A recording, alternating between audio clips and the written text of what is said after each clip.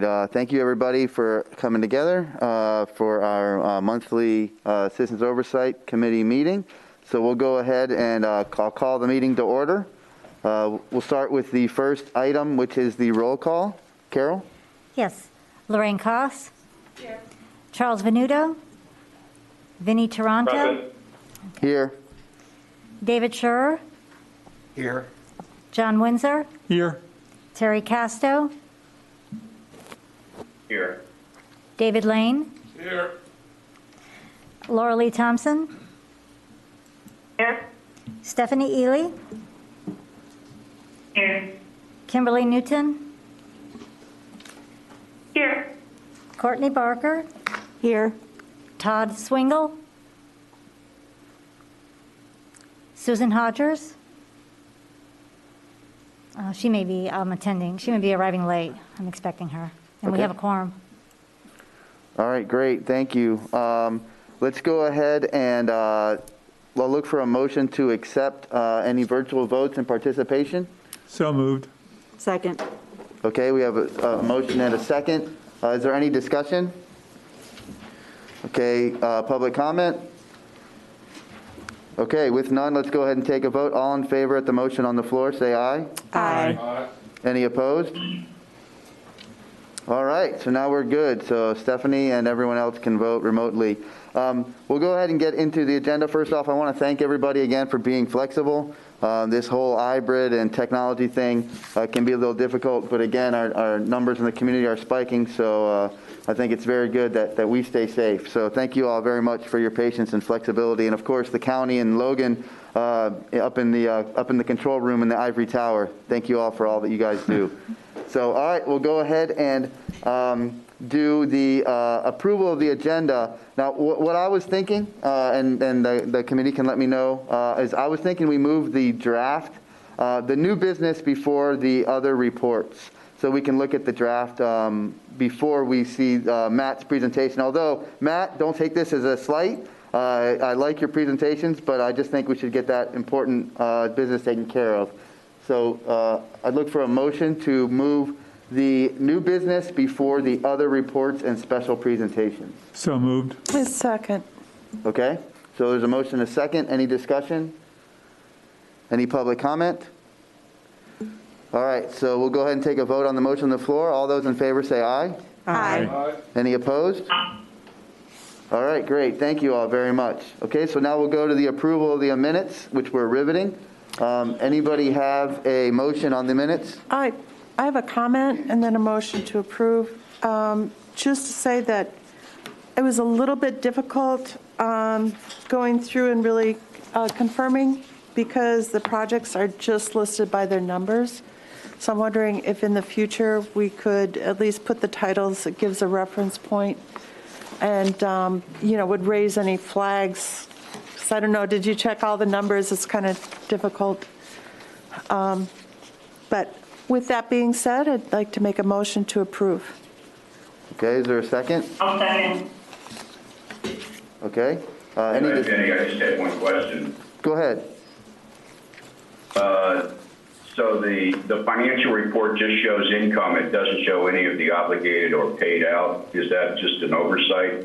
Isn't that normally attached to the financial report? Yes, that is normally part of your packet.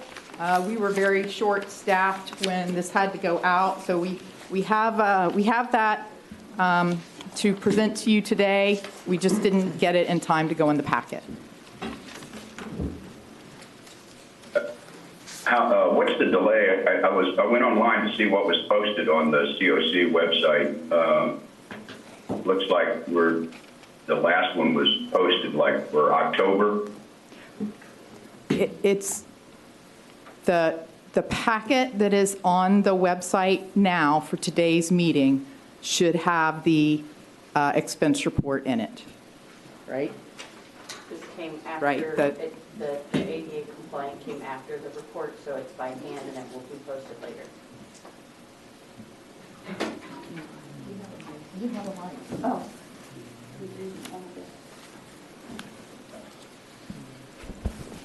The report came after because of the ADA compliant. I was out due to the wonderful COVID situation, so I do apologize. It's the report that I have is for the closeout, so you'll be able to see it, and then it will get posted later once it goes through all the checks and balances for ADA compliance. Does that answer your question? Okay, thank you. Vinny, I'm confused. Are we talking about the minutes still, or are we talking about today's meeting? So yeah, I think Terry was asking about the packet that was sent. For today's meeting. For today's meeting, not the minutes. But we didn't, did we vote on the? Not yet. think we did. Yeah, we'll go, Okay. we'll go back and finish the minutes. Okay, so Lorraine made a motion to approve the minutes. Is there a second? I seconded. Okay. I seconded. All right. Any discussion on the minutes? Any public comment? Okay, we'll go ahead and take a vote. All those in favor of approving the minutes, say aye. Aye. Any opposed? Aye. Okay, the minutes pass. Awesome. Thank you. And then now we will go into the progress and fiscal reports. Virginia? Okay, thank you. Good morning. So top of the list for work completed, we have the 22 plan update, and it was modified from the version that we sent you a month ago. We received some comments from you, and so we went ahead and made some of those edits and sent it back out last week. The MICO septic to sewer project, the bids were opened January 5th. The low bid was $3.1 million. Our engineer's estimate was $2.6 million, but through grants that we've secured, we're going to be able to cover that $500,000 delta, so that project is moving forward. We also had a kickoff meeting, or actually the kickoff meeting is today, for design of the remaining 10 county septic to sewer projects that are in the plan, getting that design underway. We've completed 4 more septic upgrades. We got legislative appropriation, 50-50 match for for 50 and then another 100 septic upgrades. And so we've filed and received our first reimbursement at 50% cost share for those upgrades that are underway, or actually for the ones that have been completed. The City of Titusville High School Baffle Box project was completed, and the City of Cocoa Beach Convair Cove Low Impact Development, you saw the video of that in November, that is completed. Jumping down, the grant-funded remote algae bloom sensing study. This says the first 2 weekly reports have been distributed. You actually have 4 now, and Matt is going to do, I'm sure, an entertaining presentation later this meeting. I just passed out an outreach piece that we did. I'm sorry, Susan. Oh, you are here. Yay, Susan.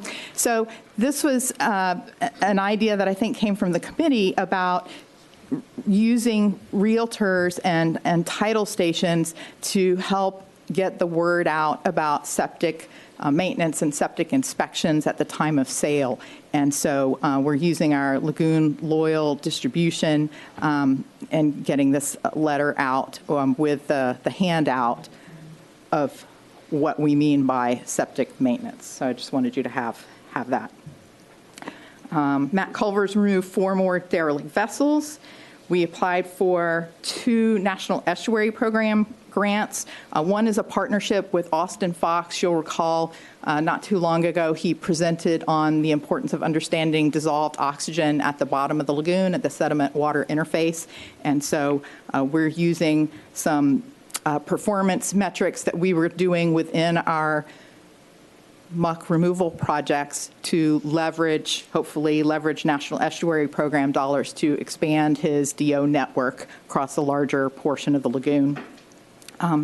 And then we also applied to use some of our fertilizer campaign dollars to leverage funding to create a reclaimed irrigation campaign. If you're receiving reclaimed irrigation water, that's got nutrients in it, so you have a lot less need for fertilizer, and we want to understand what what drives people in those decision-making processes and how we could inform better practices or influence better practices there. So we're hopeful about those applications. The smoke testing program, we've had the kickoff meeting with the contractor. That's going to include over 40,000 homes, and the notice to proceed was actually issued yesterday. So they expect it to take about 20 weeks to complete all 41,000 something homes. The South Central C septic to sewer, that construction started. We broke ground January 3rd. And we also have construction underway on 2 stormwater basin improvements, Basin 26 and 62, up in the north end of the county. And just a quick update on the Manatee situation. The press has been pretty consistent in reporting that they're putting out fresh lettuce every day at the PowerPoint, and then they're collecting the old lettuce to make sure that it's not there rotting, adding nutrients to the system, and putting out fresh lettuce. Until yesterday, manatees had shown no interest in the lettuce. Suddenly, yesterday, a large herd of manatees arrived and voraciously chomped down 400 pounds of lettuce. So obviously, the little cold weather snap is either bringing new manatees from the north or changing some sort of dynamic out there. And so manatee feeding is going on, and they've got teams of people there assessing the health of those manatees, looking at their condition, whether they need to be rescued and rehabilitated. They've been moving manatees around the country, different rehab facilities to make room at closer facilities as needed. And the majority of the herd yesterday looked pretty good. There were a few smaller individuals. They're trying to rearrange how they're setting out the lettuce so that it's getting to the weaker ones that need it the most. So that's a very dynamic situation, and I wanted to provide you that update.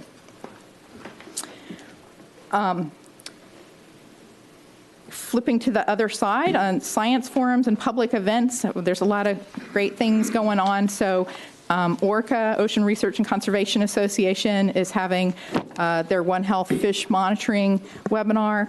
The Marine Resources Council Lunch and Learn is on What You Plant Matters. It's about native plants and wildlife. The Indian River Lagoon Symposium down at Harbor Branch is going to be February 17th and 18th. The first day is more technical talks. The second day is going to be more what's going on, what the state of the lagoon water quality, and what are we doing about it, and what do we need to be doing about it. The annual Florida Friendly Landscaping Seminar, that's a big event in Melbourne, usually draws a few hundred people on February 19th. And then there's a rain barrel workshop that's going to be at the Melbourne Botanical Fest on March 5th.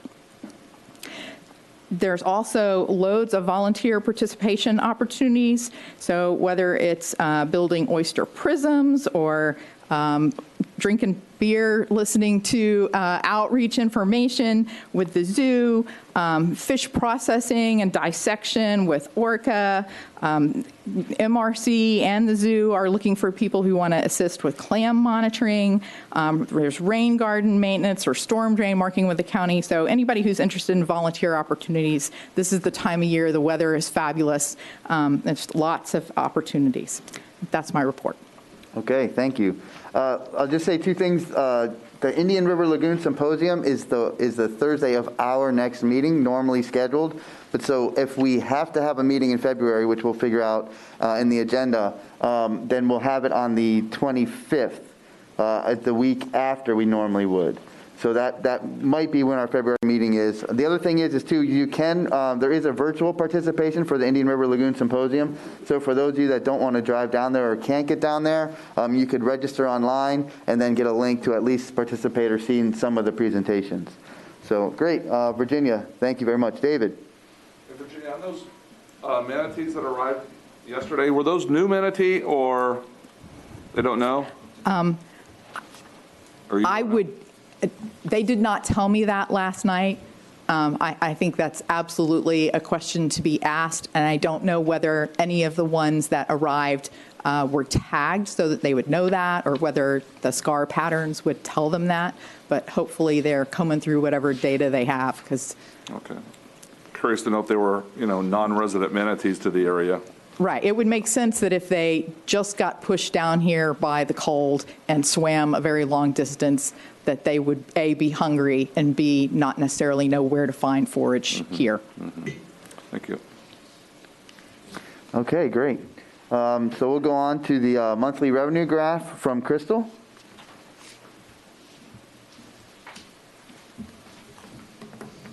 Vinny, there's a couple hands that are right. Oh, I'm sorry about that. Thank you. Yes, sorry. Charlie? Yeah, hey, good morning, everybody. Just wanted to mention that there was a great news piece on the local news. It featured our own Laura Lee Thompson talking about the manatee. So I hope you get a chance to view that. Laura Lee did a great job. All right. Thank you, Charlie. And that was a great segue into our next person with their hand raised, who is the one and only world-famous Laura Lee Thompson.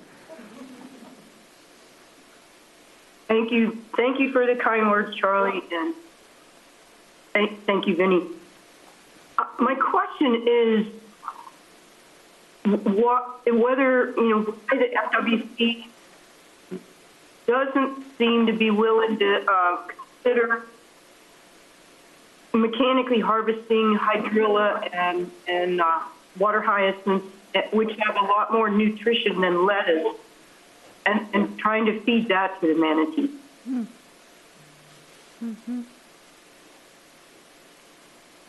That's a good question. Virginia?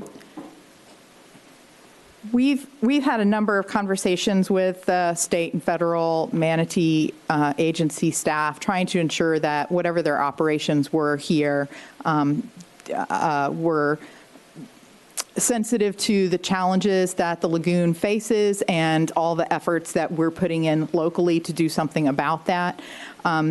So as I understand it, the cost to relocate that vegetation that's being harvested other places would be higher than the cost to have grocery store lettuce delivered. And the grocery store lettuce has a much longer shelf life in the refrigerator truck, so that they can do what we've asked them to do, which is don't just put vegetation out there and leave it to rot if it's not eaten, right? They have placed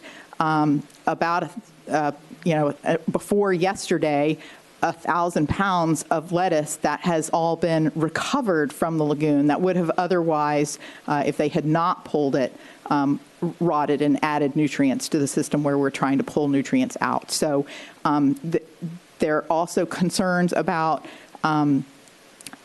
bringing in pests within that vegetation harvested from other places. And so there's just a lot of logistical challenges associated with relocating vegetation. Lettuce is easy and relatively inexpensive for them to obtain. And so that's the path that they're on now. It's a dynamic thing. So if they're not able to keep up with lettuce and they need something else, I'm sure they'll be assessing those other opportunities. But for now, they seem satisfied that lettuce is the best path forward.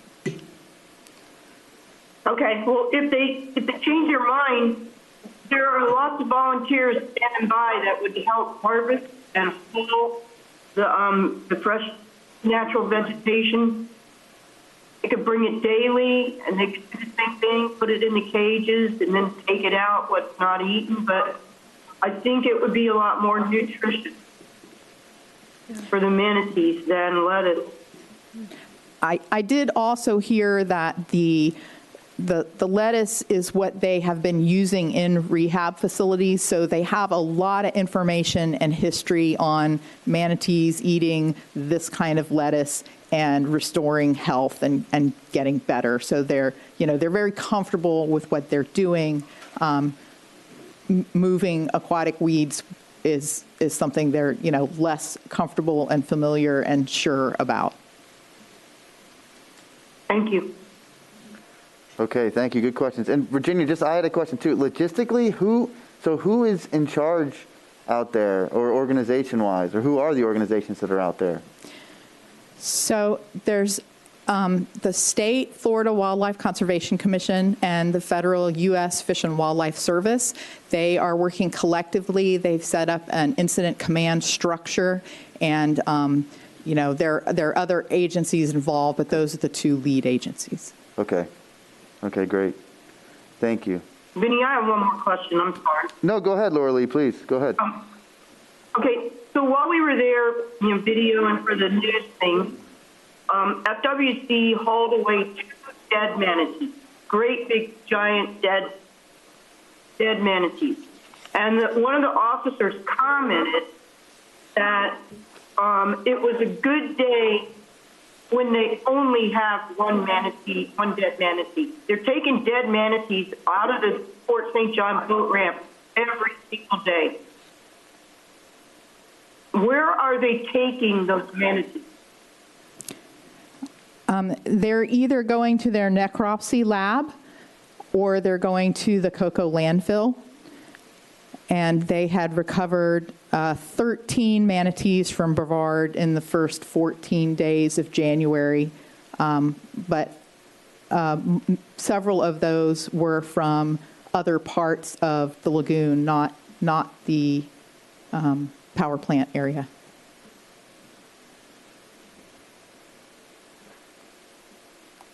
Okay.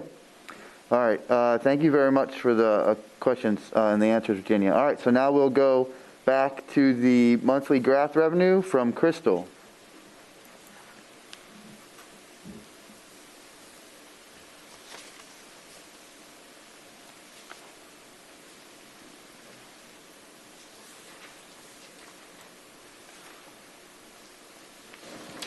Good morning.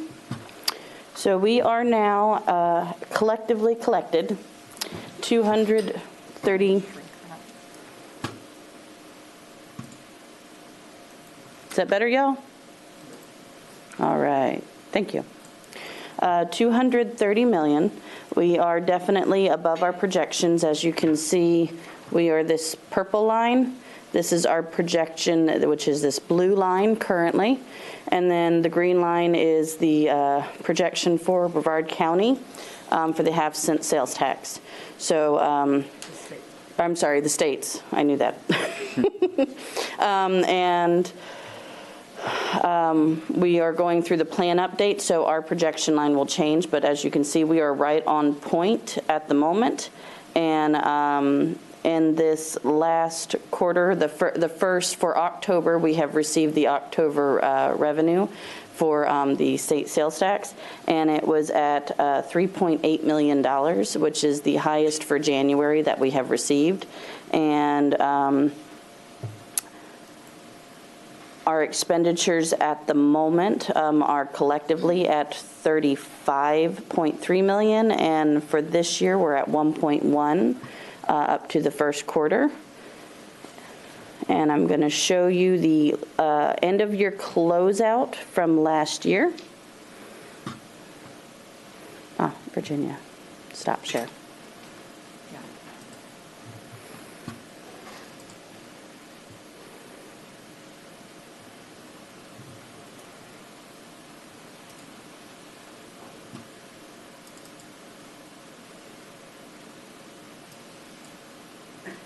Sorry. Okay, so I know you're used to seeing this quarter. This is what I believe, Terry, you were asking about. So this is the end of the year closeout. This was a handout I gave out. Once it goes through the final checks of ADA compliance, it will be posted on the website. So for last fiscal year, we received $53.8 million, and we were budgeted to receive, our estimation was $47.8. And our expenditures were at $14 million. I believe that is all I have to say for you guys today. Do you all have any questions? No questions for Crystal? I have one real quick. Crystal, so that estimation at the end of the year, the 47 million, was that pre-COVID, or was that our post-COVID? Was that our number adjusted for COVID? That was our number adjusted when we did the plan update. For the 47 was? Mm-hmm. Okay, so we got 6 more than what we put in the plan last year. Correct. Okay. Nice. All right, thank you very much. All right. And you want your PowerPoint, yes? Okay, so now we'll go on to the revenue and inflation projection update from Virginia.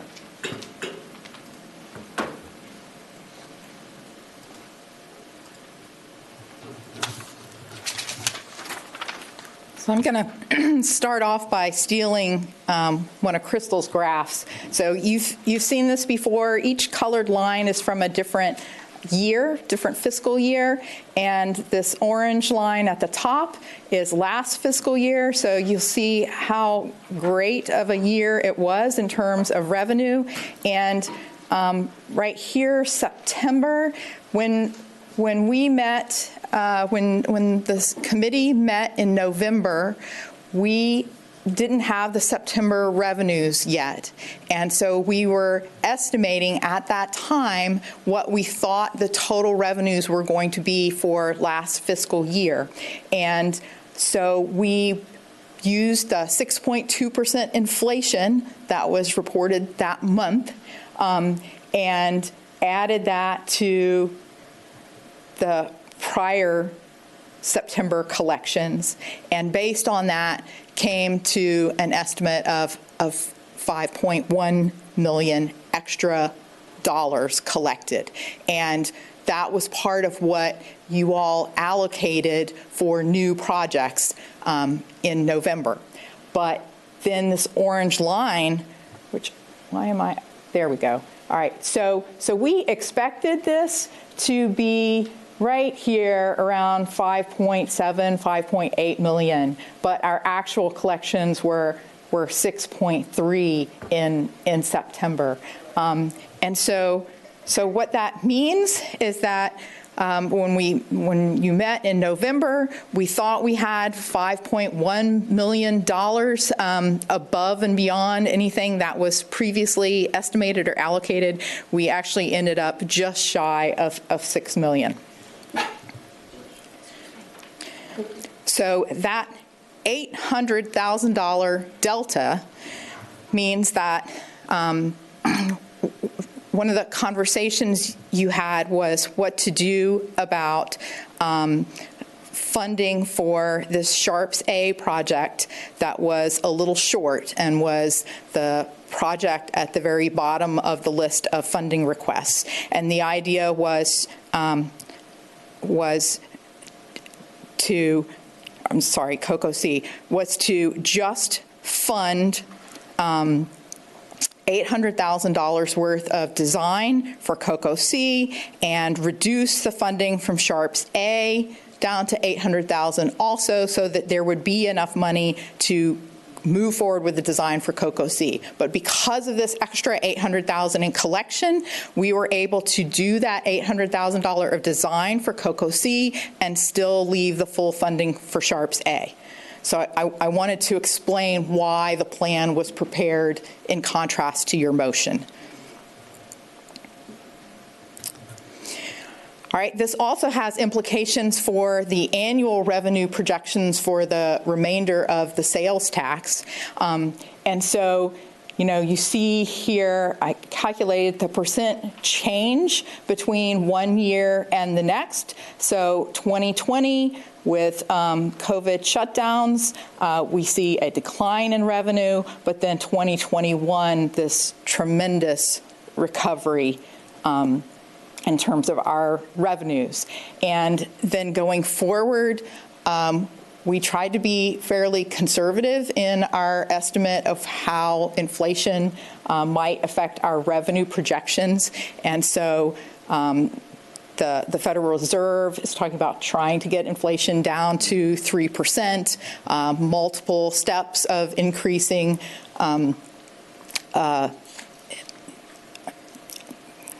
loan interest rates to try to ratchet down inflation over 2022. So we put 4% in there for 2022 and then 3% for the remaining years. And when we do that, we get a new 10-year total of $542 million.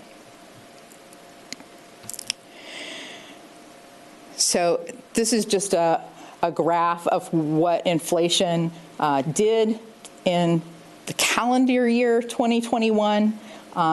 So the blue line at the top is all items with December coming in at just over 7%, and then the red line is if you don't consider food and energy, which were particularly energy especially was quite the hit. And so 7%, it's all over the news, is this enormous number. It is certainly high compared to the 2% that we've been used to lately.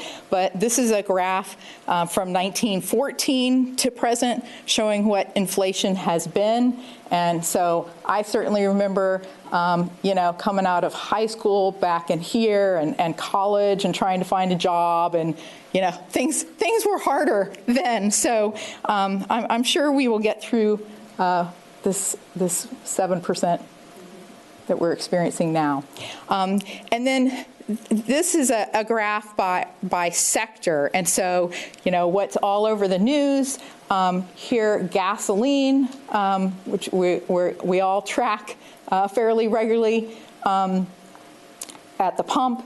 It's experienced 50% increase. And the next one is used cars and trucks, right? We hear about the cost of used vehicles all the time. Then gas service to your house. The fourth one is meats, poultry, fish, and eggs, right? Groceries.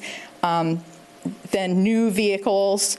And so, these are the things we hear about, and that's what we see. And so we have this perception of this tremendous inflation. Number 7 there in the blue box, I keep losing my cursor. This is the all items. So the whole grocery cart of 7%. And so there are, lots of things that are less than 7%. But for the Save Our Indian River Lagoon plan, what we're really concerned about is construction prices and how does this affect construction prices? Because obviously from this bar chart, you can see it really is industry specific how much the inflation has been. And so looking for construction inflation information. This was one of the better sites that I found that looked at different kinds of building and different types of construction services. And so, a lot of the plan funding is going to septic to sewer and wastewater treatment upgrades. And so plumbing is kind of the, closest thing to look at. And so we've seen 7.6 to 8% inflation in that industry. And I found another site without a whole lot of other information, but tracking concrete pipe, so storm sewer pipe, increased 8.3% over the last fiscal year. And so, that's maybe the order of magnitude that we're seeing for the majority of the construction work that we're trying to do. We've also undergone, tremendous supply chain issues this year. And so we think of that in terms of just the delays getting materials, but when you're a contractor, delays getting materials means idle staff and reconfiguring the order of work to try to keep your staff busy on something and doing things not necessarily as efficient as you would have if you'd been able to get the supplies when you wanted them. And so we're seeing delays from construction and and more time to complete the project means more staff time for them, and so these supply chain issues have been driving up construction costs for the things that we've been working on. Specific to the kinds of projects in the plan, the freeze in Texas that took out the plastic manufacturing, this has just been really, really difficult for getting PVC pipe. So all of the plants that supply those raw materials were either frozen or shut down. The pipes burst. They've had to be rebuilt, and so that created a real supply chain issue, which hopefully that is moving further and further into the past, and so we'll stop seeing increased construction costs associated with that particular event. This is an interesting graph, and then it divided out the inflation on residential construction from non-residential construction, and then other kinds of infrastructure. And so we also, we haven't talked about it, but the cost of wood increased 800% last year. And so, in residential construction, the material costs have just gone up tremendously. Whereas for the kind of commercial work that we're doing, the material costs have not gone up as dramatically. So we talked about on the revenue side, we projected 4% inflation for 2022 and then 3% inflation for the remaining years of the tax. On the expense side, we wanted to estimate high. And so we have these projects that are budgeted in each of the 10 years of the plan, and some of them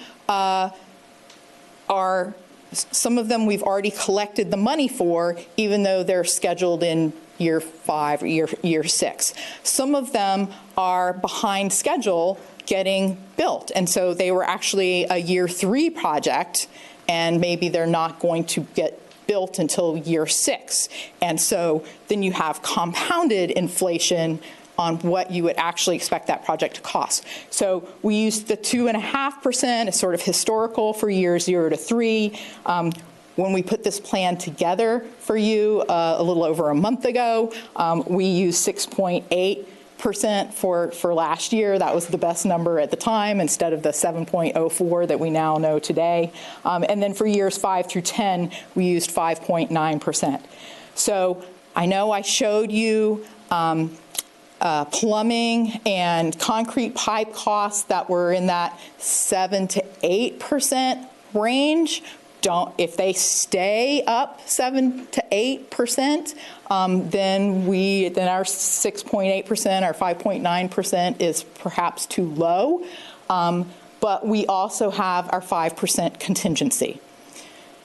And hopefully the Federal Reserve will get prices coming down, and as the supply chain issues work out, which, right, everybody keeps telling us is going to be mid-year-ish, we'll see those numbers come down. So I just wanted to, explain the basis of how we prepared the plan and the assumptions that we made. Okay, I feel like I was in a high school economics class, but Virginia, that was amazing. Like, I actually understand inflation. No, I did back then too, but thankfully. So Terry has a question. So Terry, go ahead.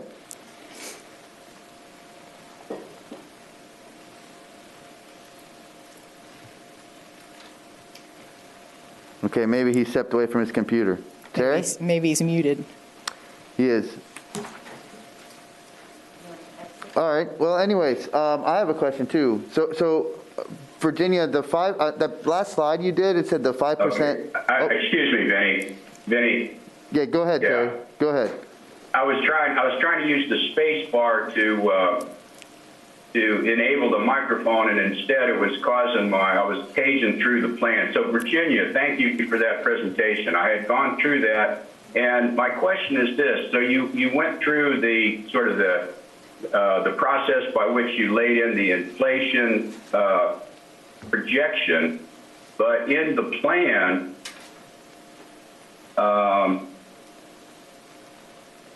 if I can get to the right page, it's in the introduction to the plan. You have a summary of the 542 million, and 100 million of that, I'm looking at page 14, Roman numeral 14, shows the 542 estimated project cost. 104 million of that is labeled as inflation. That sounds about right. That's a lot more than the 6 or 8 or. Right, so that's compounded year after year for the remaining, 5 years of the tax. So yes, the 10-year total that is in a contingency reserve to address potential inflation is 104.8 million.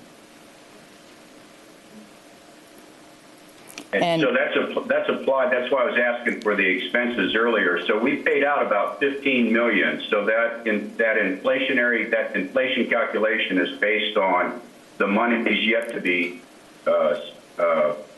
spent, costs to be incurred. Yes. So if you go to the big rainbow table at the back of the plan that has the schedule of all the projects in each of the 10 years, at the bottom of that table, there is a row called inflation. And so it's the second to the last row in that big rainbow table. And so for each of those years, the dollar calculation there is based on the 0 to 3%, 2.5% for years 0 to 3, 6.8% for year 4, and 5.9% compounded for years 5 through 10. And some projects shifted their year, right? We had a few requests for, hey, we've experienced blah, blah, blah delays with this project. We want to move it from year 3 to year 5. And so those sorts of changes. So we would have collected the revenue for that project in year 3, but it's not going to get spent to year 5. And so we use the year 5 inflation for that project, even though it was previously approved for year 3. Yeah, that all makes sense. Thank you. And the credit goes to Marcy, who will present next. The massive spreadsheets. Okay. Yes, Lorraine, please. So then the projects that were scheduled in year 3, that was an appropriate inflation estimate, moved to year 5. The citizen share of that, basically that burden will be taken on by the citizens. Yes. But the municipal costs will be reimbursed at the increased inflation rate. So the project is still in the plan for the dollars that were approved by this committee, or recommended by this committee and approved by the county commission. But if they experience cost overruns due to inflation, they can come back to this committee and request contingency funding. And if it's over 100,000, if it's over a certain, right, there's a process. 10%, I think, right? Right, for administrative approval, Yes. COC recommendation, county commission approval. So it's not a done deal yet, but the dollars are there so that we can ensure that these priority projects have the ability to move forward. And that process is on 138 of the plan, page 138. Okay, great. Any other questions?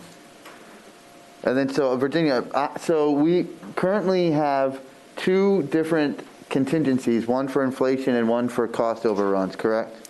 Correct. The cost overrun is not compounded. That's just a Right. flat, one-time only 5%. Okay. Okay.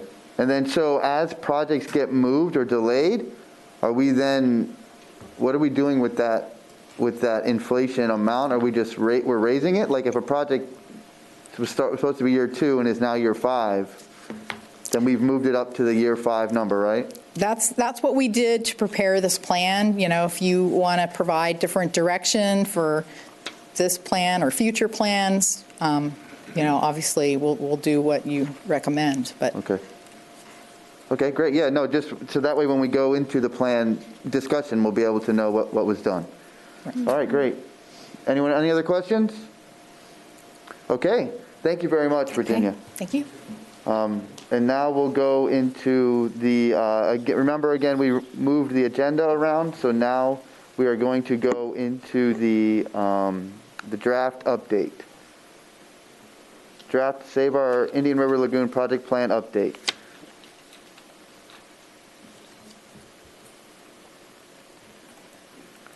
Hi, good morning, everyone. How are you doing? I know us in virtual world, we're getting a little bit of an echo, but am I coming through to you all okay? Yes, yes, Marcy, you sound fine. Thank you very much for being with us. Yes, thank you for having me today. So I put together a presentation similar to what we've done in past years. So to give you all an update on some of the changes that occurred since the previous plan. These are just going to be the highlights, but throughout the document itself, as we've done in past years, we have tried to highlight all of the yellow text, all of the edits we did make. So I'm just trying to cover some of the bigger items today.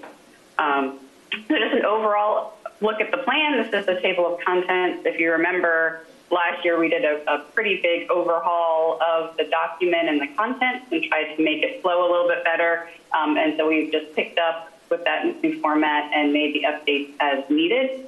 I'll walk through the main sections of the plan in this presentation to tell you about what we changed. Just for a little context, the acknowledgement, we did what we do every year. We updated that to reflect the latest DOC members as well as any presenters that you heard from that were not listed in the plan previously.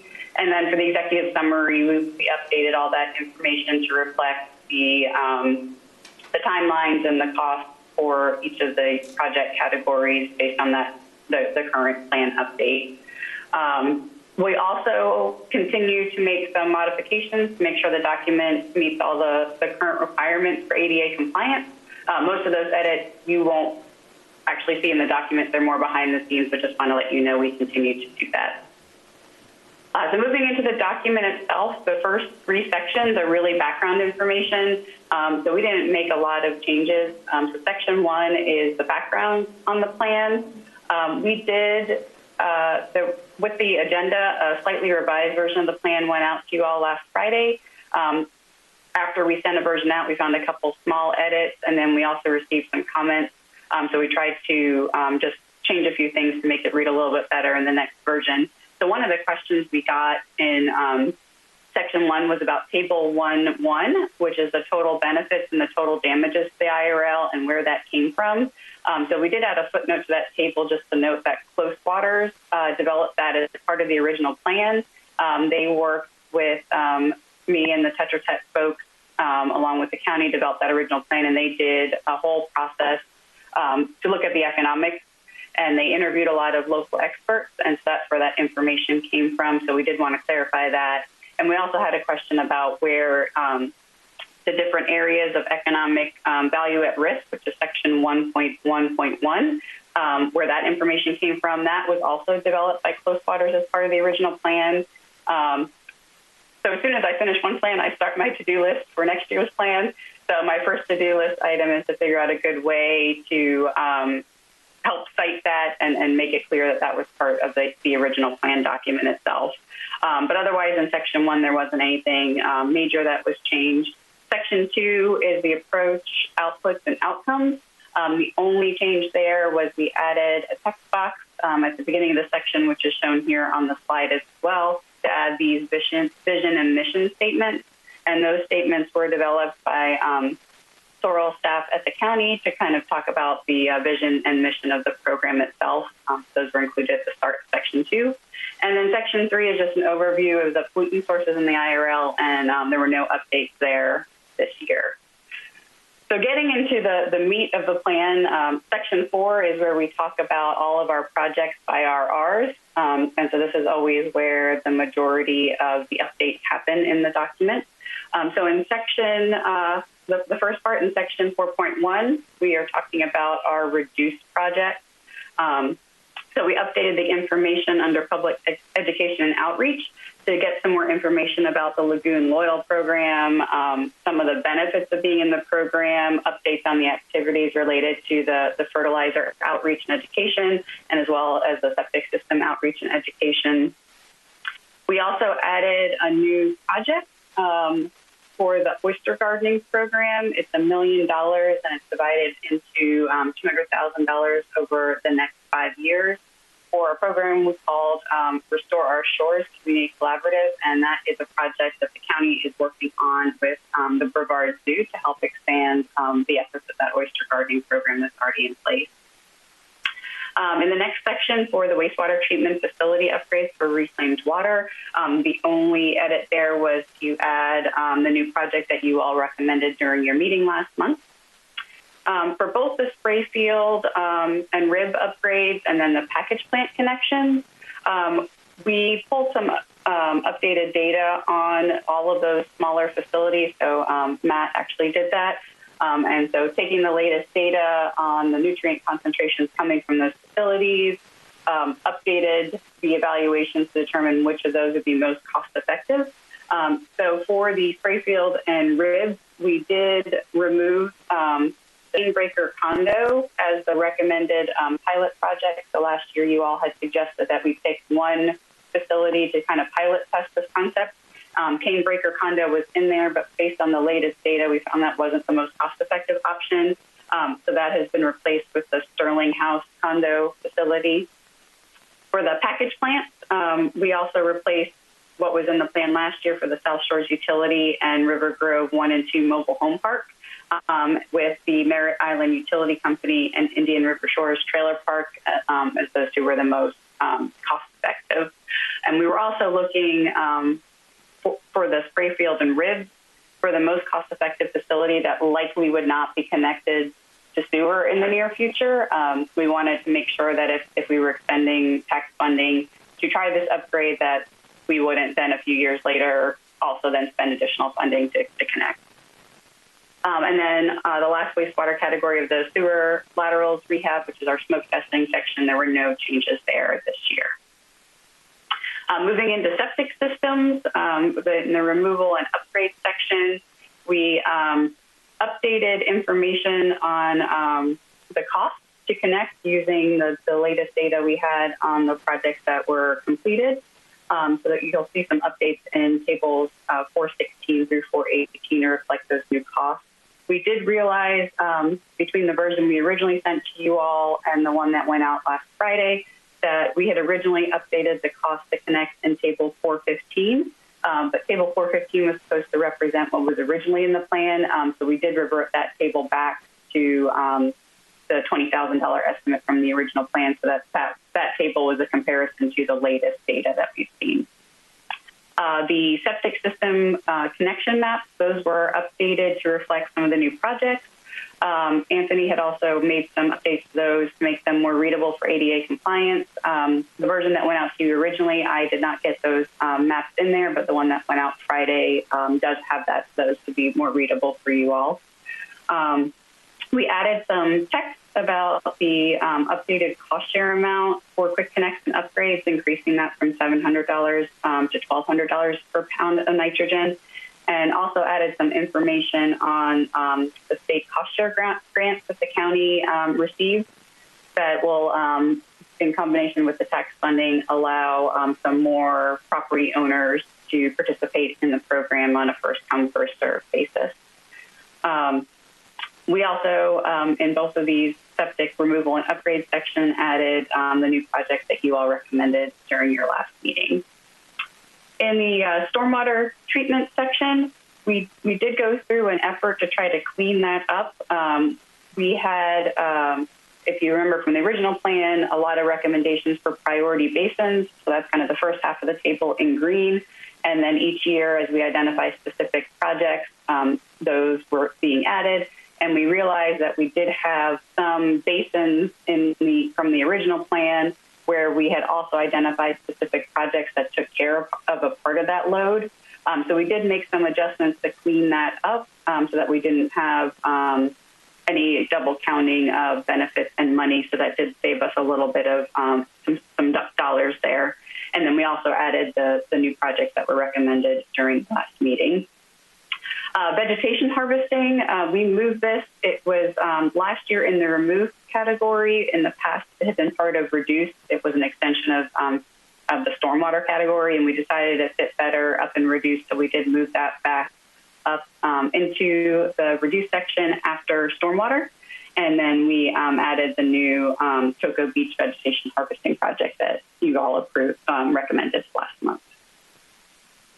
In the muck removal section, we added Berkeley Canal to the Grand Canal project using the contingency funding that you all recommended back in March. We also added the recommended project from the last meeting, and then the figures were updated to reflect that new project that was added, plus the Berkeley Canal portion in Grand Canal. In the interstitial water section, we also added Berkeley Canal to the Grand Canal, which was part of that contingency funding effort. There were no changes in the spoil management areas and the surface water remediation section. And then in the enhanced circulation section, we provided an update on that FIT inflow study, and you all have received a presentation on that, the phase 2 part of that project a few months ago. So moving into restore, we added information in the oyster section about the oyster suitability and rehabilitation success plan. Brevard County developed this plan back in October.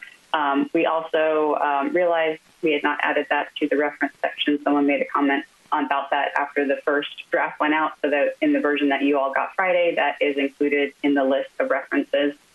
And then we recommended, there was 3 new oyster projects that were recommended last month that we added to the table. In the planted shoreline section, we added some details about the minimum size of mangroves that should be used in the planted shoreline. The recommendations are to use mangroves that are at least 3 years old with fully wood trunks, and that helps promote success in those plantings. And then we also added the 1 new project that was recommended. For this year, there were no changes in the clam section. And then in the seagrass planting section, we worked with St. Johns River Water Management District staff who helped develop this section several years ago to update the information, provide the latest details about the seagrass in the lagoon. And then we also added details about a grant proposal. So the county submitted a grant for some state resiliency funds to help support a pilot project in the central IRL to help test some seagrass planting in about a 1.5 acre area next to an oyster bar. So if this gets funded, the idea is to try to test some different planting methods to figure out which would be most effective. And then they'll have several years of monitoring to see those success. So all of those additional details were added in this section. Now in the respond section, we didn't make any changes on the adaptive management to report, reassess, and respond. That's kind of the general process of that you all look at the plan every year and make updates. So that did not get changed.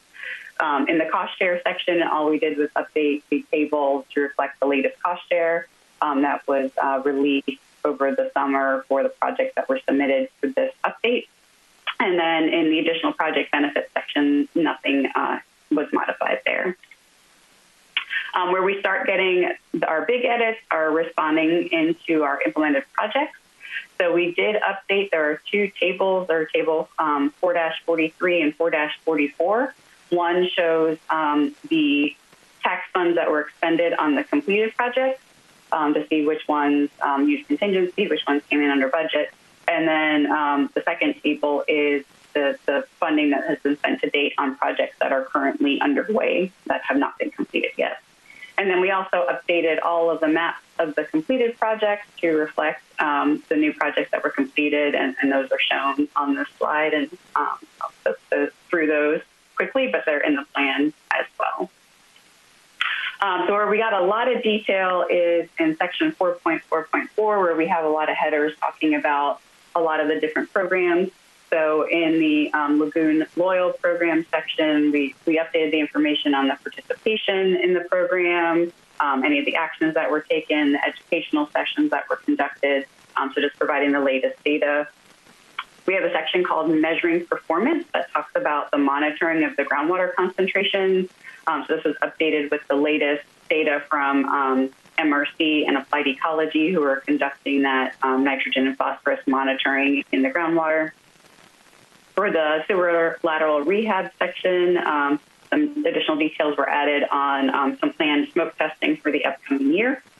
For septic system removal and upgrades, those two sections had information on just the latest costs based on the implemented projects that have been completed to date.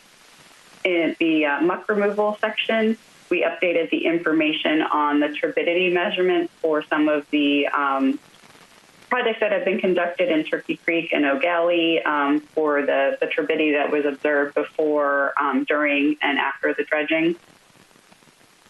We added an updated result for the in-lagoon aeration studies. This is, again, some FIT studies in the Northern IRL, and Dr. Fox talked about some of this at a past COC meeting. In the oyster restoration and planted shoreline section, we provided some updates on the oyster recruitment and density at the different sites that have been implemented to date.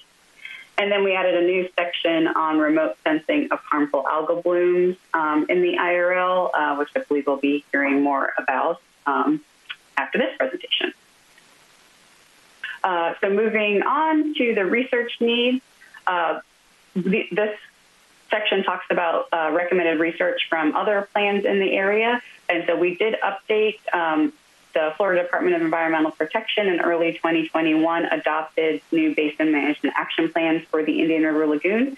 So we did update the list of recommended research that was previously there from the first iteration of BMAPs to reflect the latest recommendations. In the unfunded project section, we did update the tables for the unfunded package plant connections and the rib and spray field upgrades. So using the updated data, as I mentioned, we swapped out which ones were recommended in the earlier section of Section 4 as the most cost-effective. So those ones that weren't as cost-effective got shifted back to this unfunded section.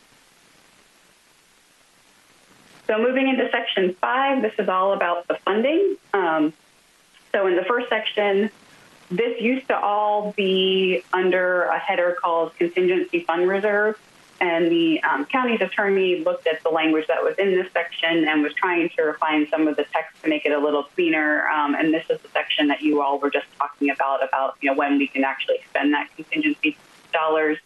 And we realized that we covered more than just contingency in this section. So the new header for Section 5.1 is project funding, schedule, and scope adjustments. And then we added subheaders to make it clear what we were talking about. So the first subheader is that contingency fund reserve. And then we talked about when we added two delineations to talk about schedule acceleration and scope reduction. So these are just different activities that could happen as people learn from their projects or issues come up. So this is just to really make it clear of what we were talking about in each section. And so the details were refined by the attorney just to try to make it very clear what was occurring in each section. We also updated the details on those inflation factors that Virginia just explained to you to talk about that we now have this variable inflation factor depending on what year the project was added. We In section 5.2, we talked about that revenue projection update. So Virginia just talked about that as well. So this is where those details that she presented are included, and the updated estimate of $542 million over the 10-year lifespan of the tax. In section 5.3, we talk about how the money's allocated. So we have the one chart that's shown here on the slide about how the dollars are generally split between the reduce, remove, restore, and respond projects. And then we have the detailed pie chart from the beginning, from the original plan all the way through the 2022 update. And these pie charts just give you a good idea of how things have shifted over time. So just a couple of highlights. In the original plan, public education, which is this little skinny red bar, was about 0% of the dollars. It's now 1%. That reflects that additional $1 million we added this year to expand the oyster gardening program. You can see we're expending more for wastewater facility upgrades. It was 3% originally. It's now 6%. Same for septic system removal. It was 14%. We're now looking at 31% of our funding. Stormwater projects went from 4% to 11%. One of the big changes, which we did a few years ago based on feedback from the county commission and the public, is we previously had 66% of the funding going to muck removal. Now between the muck and the interstitial, it's 37%, and we have put that back into some of these other resources. I did want to point out that in the original plan, both the restore project and the respond were 3%, and they're now showing as 2%. The dollars remain $10 million for each of those categories. It's just our pie. We were originally talking about $340 million in the original plan, and we're now talking $540 million. So it's getting to be just a smaller percentage, but the dollars have not changed. And so this is some of what you all talked about during your last meeting, and Virginia was mentioning some today, but we did want to show you that how some of the dollars shifted from the 2021 plan to this current update. So over the last year, we had 4 projects that were completed under budget that saved about $38,000. We also had 13 projects that have been completed without needing any contingencies that saved about $18,000. We had 5 projects that were withdrawn by stakeholders this year. These were all plant projects, so they weren't big dollars, but that did save about $8,000.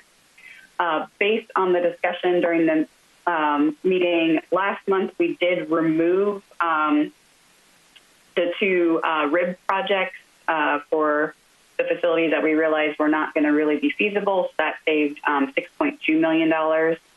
The stormwater basin adjustments that I mentioned, where we had dollars allocated in the original plan for a stormwater basin, and then we later allocated dollars to a specific project in that basin. By doing that cleanup, we did save about $1.4 million.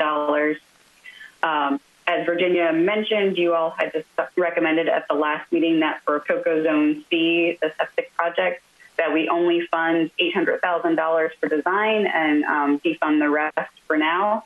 So that is that partially unfunded project, and that's at $4.4 million. I mentioned in that we reprioritized the package plants based on the latest data. So taking the 2 out that were previously in the plan, adding the 2 newest, most cost-effective also saved us about $428,000. We did approve 2 projects this year for contingency. So one was that adding Berkeley Canal to Grand Canal that I mentioned before. And then there was also an approval for the city of Melbourne Penwood septic to sewer project. That's about $257,000. The projects that you all recommended last month that were either new projects or requests for additional funding for existing projects added about $18 million. And then, as I mentioned, we did, using the latest data, swap out the recommended spray field pilot project, and that added about $24,000. So overall, the cost for the project increased by about $5.9 million.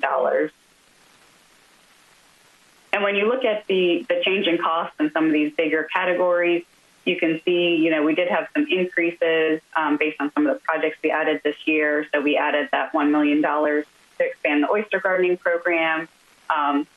about $4.2 million in wastewater projects. So this is wastewater facilities, the package plant, septic system projects.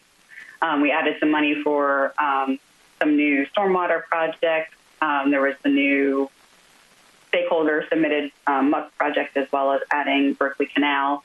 But overall, the relative amount spent in each category is about the same.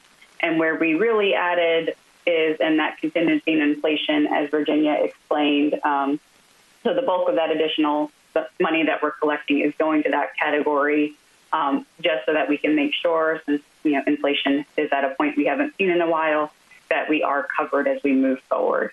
So based on the latest projections from our 2021 plan to the current plan, the total dollars allocated are about $53 million more. And then the last section of the plan is just the summary. So this is where everything gets updated. So we have a series of tables comparing the estimated reductions from the projects in the plan to the county's locally proposed total maximum daily load required reductions to show that we're on track to achieve those. We updated all the tables that had the reductions, or the table that had the reductions from the remove and restore projects. So these are the in Lagoon projects, where we're trying to reduce some of that loading by about 25% to show that. And so this table shows that collectively we are achieving that goal. Updated the big summary table with all of the approved projects, the estimated TN and TP reductions and the cost, and then everyone's favorite table, that giant rainbow table with all the details on cost by year. We also have a series of appendices.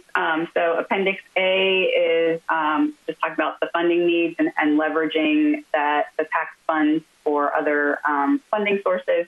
So the only change there was we updated the sales tax projections to match the latest estimates. In Appendix B, we added quite a few new references, and those are all highlighted so you can find those easily. In Appendix C, as I mentioned in the main report, we worked with the St. Johns River Water Management District to update that text. So we did make some information updates in Appendix C as well to reflect the latest data. And then we did get some additional details from the Water Management District to update the chart shown here that shows the trends in chlorophyll that can also help us understand maybe some of the trends we're seeing in the seagrass. Appendix D is our withdrawn projects. So this lists all the projects we removed as part of the 2020 plan update based on feedback on which ones were no longer feasible. And then Appendix E is our long descriptions of figures for ADA compliance. So anywhere where we updated figures in the main report, we just made sure that those long descriptions matched in the appendix.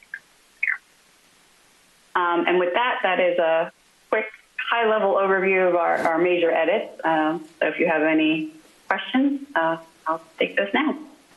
Thank you. Okay. Marcy, thank you very much, and thank you for the work that you've done, you and Tetra Tech. So are there any questions on the presentation Marcy gave? And I think the Florida room, you all muted yourself, so we can't hear you.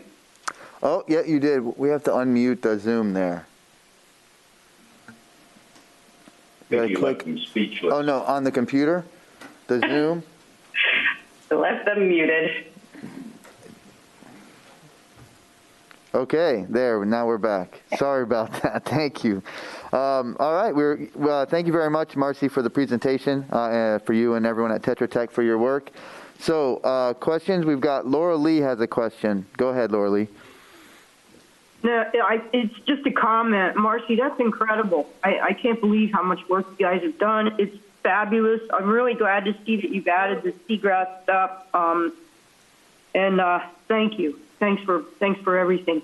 I have a question about the Florida Oceanographic Society report that we worked on for a year.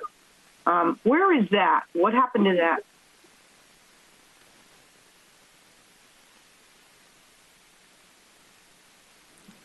I'm not sure what you're talking about. I'm not. Yeah. Okay. Maybe it was a different consultant that we worked on. It was something to do with studying the economic impacts of the coastal economy for the state of Florida, and it was for the Florida legislature. So I did do that. So that was for the Florida Ocean Alliance. Ocean Alliance, okay. Yes, yes. Where is that, and what's happened to it, and has it been used?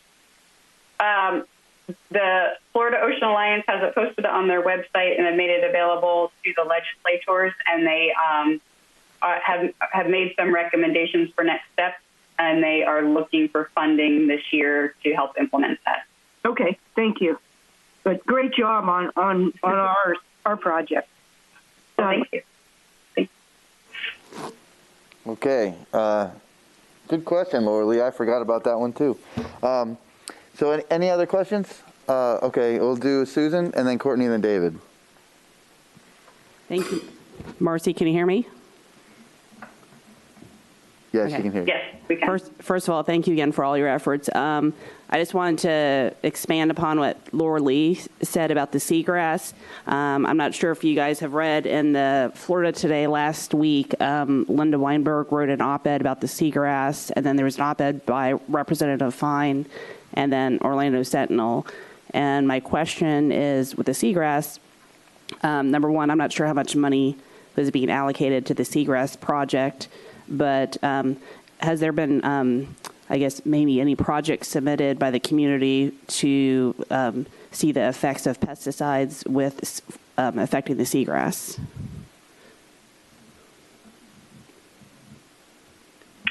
I think so at this time, the seagrass planting is not funded. So there's detail in the plan talking about the condition of the seagrass and where things stand currently.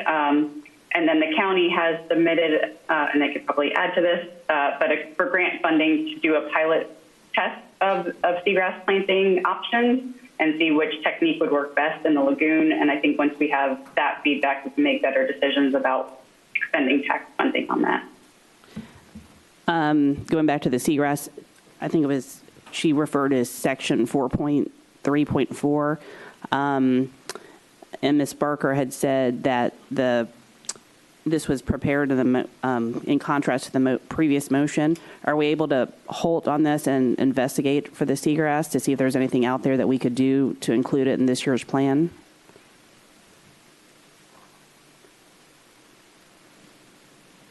So Jenny put together a seagrass proposal sort of, based on what the next steps would be for how to go about larger scale seagrass restoration in the lagoon. We had worked with the Water Management District on a seagrass proposal that's been in the plan for multiple years. It was over $700,000 for a fairly small planting area. And so in terms of cost per pound, it's exceedingly high cost. And the concern was whether the water quality, whether the water clarity was good enough to support planting yet. And so, we now have seen some clearer water, and in the Water Management District has done a lot of analysis of their data. They have identified a sort of sweet spot in terms of depth between 0.5 and 0.9 meters, where seagrass is maybe most likely to either hang on or might be able to take hold if it were replanted.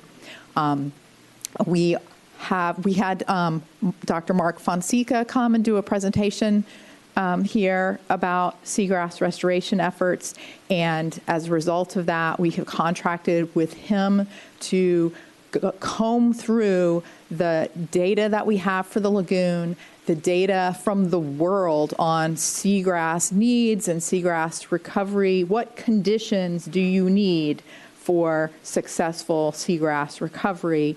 And then take that and develop a decision tree that any group, any volunteers, any NGO or agency or us could use to inform site selection. If you were going to try to plant seagrass somewhere in Brevard County in the Indian River Lagoon, where would you expect to be most successful, and what should you go look for at that site?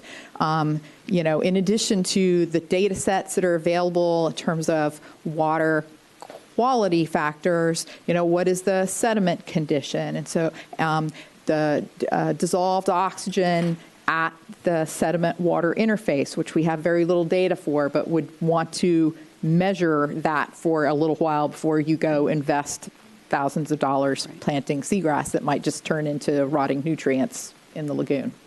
So we have a proposal on next steps. We've submitted that for funding.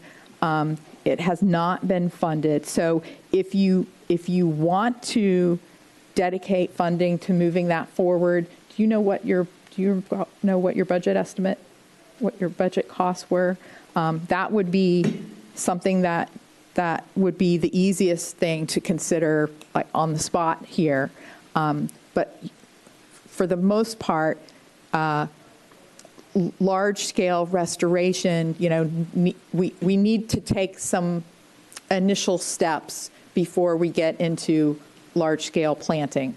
Another challenge is that there are not native nurseries with enormous stocks of seagrass just waiting to be planted. And so Dwayne DeFries has been working with 4 restoration centers out there and trying to gather funding to enhance the ability of those centers to grow seagrass for future restoration. So the stock supply is fairly limited right now. We haven't talked about the $1 million Restore Our Shores community collaborative that we added into this 2022 plan update. You'll recall that the county was paying for the oyster gardening program. The board asked, could the half-cent sales tax pay for oyster gardening? The recommendation at that time was for the sales tax to pay for it for 2 years and then take it back to the board. What we have proposed is to, and we've been working with the zoo on this, is to expand that program to not just focus on oysters, but also look at clam restoration and also look at seagrass restoration, living shorelines, any sort of restoration type work in the Indian River Lagoon. We know there's this enormous capacity for volunteers who want to participate and want to help. It's a fantastic outreach and engagement opportunity. The zoo has the staff and the setup to work with those volunteers, keep up those mailing lists, run the training sessions, visit the locations, give them the hands-on experience, what they need to do, whether it's raising oysters, putting oysters on our reefs, raising clams, flipping the bags to clean the biofouling off the bags. They are also looking at trying to set up a seagrass nursery. And so there's a lot going on trying to get us to the point where we're ready for seagrass restoration. And so some amount of funding to do the project that Jenny developed, could be very helpful at this point. But yes. So what we requested of the state was $250,000 as match, a 50% match. So the total project budget was $500,000. A large portion of that would go into monitoring these projects so that no matter what happens, we're really trying to get our best understanding of how we would move forward with continued restoration. So the idea for this project was 1.5 acres of planting that would be subdivided into 3 seagrass plots that would be planted at some sort of differing methodology so that we could make a controlled comparison between them. As part of the match, we were also going to propose, as long as permitting allowed, to have an offshore oyster bar that would maybe help slow down some of the wave energy and create a slightly protected space behind it between the oyster bar and the shoreline. We would then also monitor to at least one additional control plot, maybe two as funding allowed, that would not have any planting in it, to see if there was an effect of the oyster bar, and also to just ensure that this wasn't a natural variable change at the location in which we do the planting. We narrowed our site down to a location that actually already does have an oyster bar project. It also has a nearby clam project. I believe there was a little bit of seagrass that was planted or is planned to be planted there. And we've worked with a couple of different groups on that aspect, and have a few different partners that would help with the supply of the seagrass. But as Virginia said, right now that is not currently funded. I think we have one more grant application due around the corner for it. But Lorraine, do you have a question on that? Just the location. It's the, as of right now, what we were proposing was the Hog Point Eels site, the environmentally endangered lands. County owns property around Hog Point in the Melbourne Beach area, South Beaches. It's called Hog Point? It's called Hog Point. There's a community house there owned by the county, and like I said, when you see our oyster bar project updates, it's the one that we call Hog Point Eels for location reference. Courtney?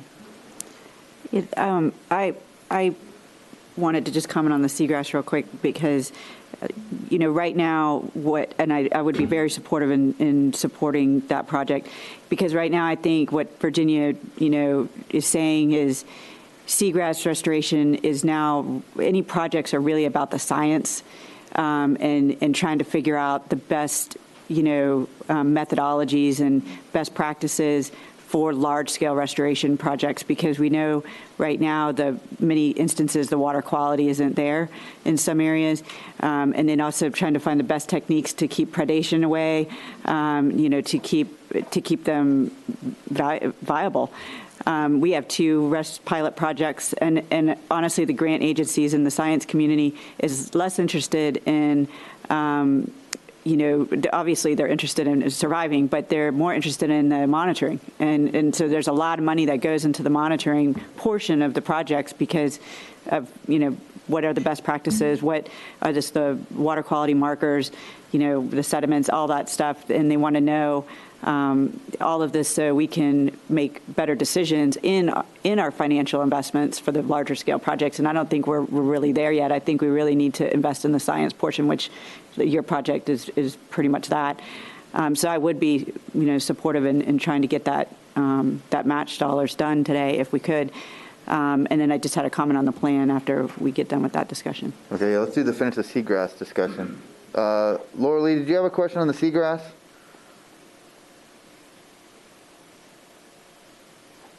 No, I just wanted to comment that the Titusville Causeway Shoreline Stabilization and Breakwater Project has a seagrass planting component to it.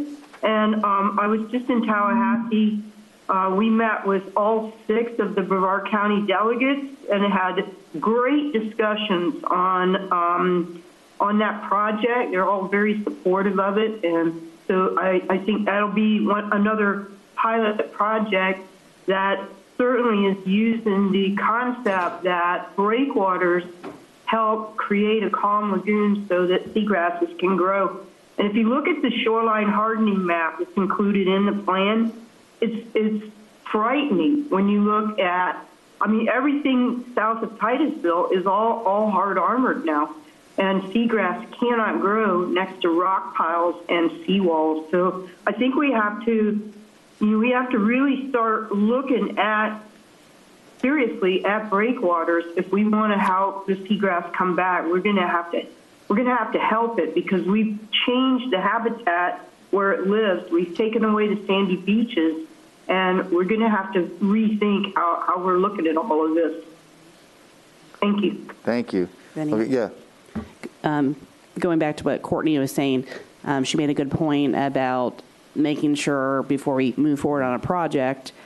And the only reason I brought it up is in the past week there was 2 op-eds, or actually 3, and so it's in the news. And going what Laura Lee was saying, that they met with the 6 delegates from Brevard, to make sure that the legislatures understand things. I know House Bill 349 is up, and to really, some of the legislation, when they push it through, it sounds great, and make sure it's not like anti-environment. I know the last session, there was a bill that passed unrelated to this. I approached one of the legislatures, and they're like, oh my God, like, I can't believe that was in there. I said, well, you voted for the bill, and you didn't know that was in there. So eventually, the governor vetoed that bill. So I think it's really good that we really reach out and have a good communication with the legislatures, and they understand the language of what Courtney was saying, because some people don't understand, and they're like, oh, well, this sounds good, and they may be voting or sponsoring a bill which actually could be disastrous to what we're on the committee trying to do. Yeah, thank you, Susan. Yeah, that awareness is key. So Jenny, it sounds like that what you have planned is good. Virginia, is there anything that we could do today to further move that forward? Because as Susan said, there is a lot of talk about it, so let's take advantage of that buzz that's going around. Is there anything we could do today to move that forward?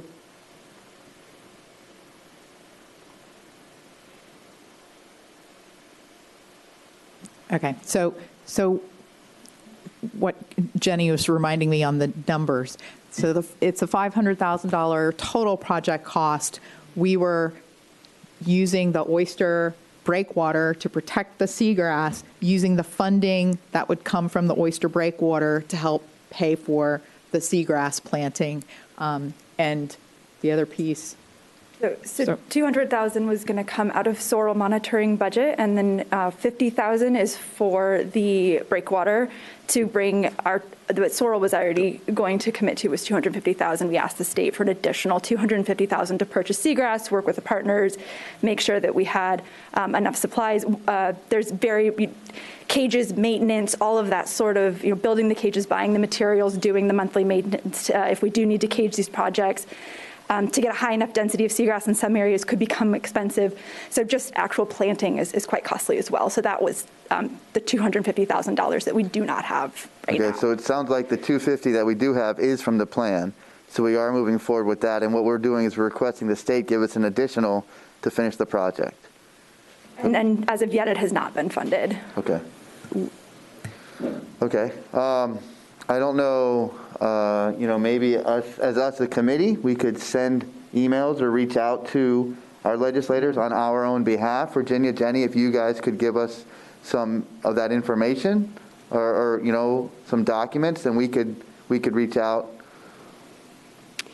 I think that's a great idea, to kind of wait to see how that's going, because we can always amend the plan later to include if we don't get it, and try to figure out how to fund it some other way.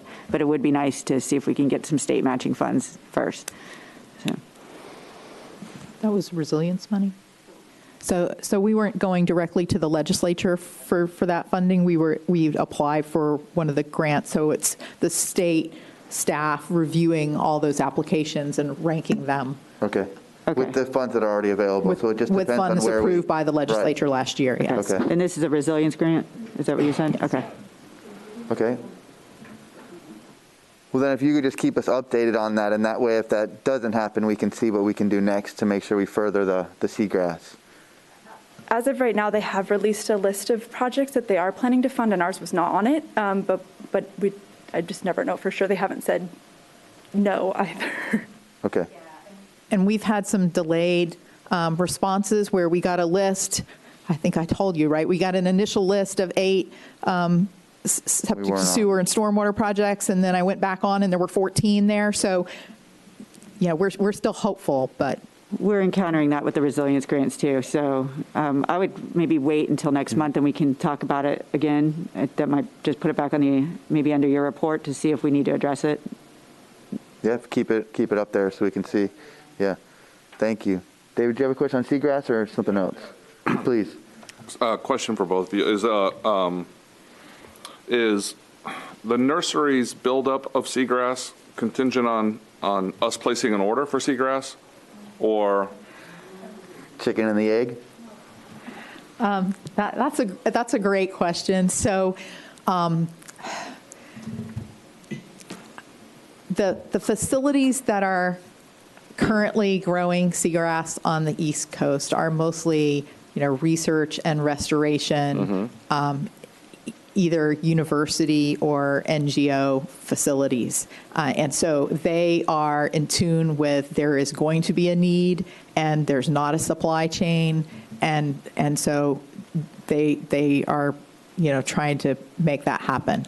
On the West Coast, there has been a demand in Tampa Bay and other areas. And so there is some private sector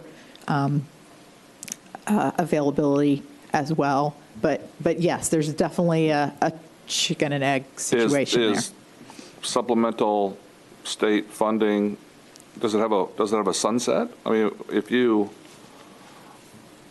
can't produce the seagrass, in a particular budget year, will it carry over?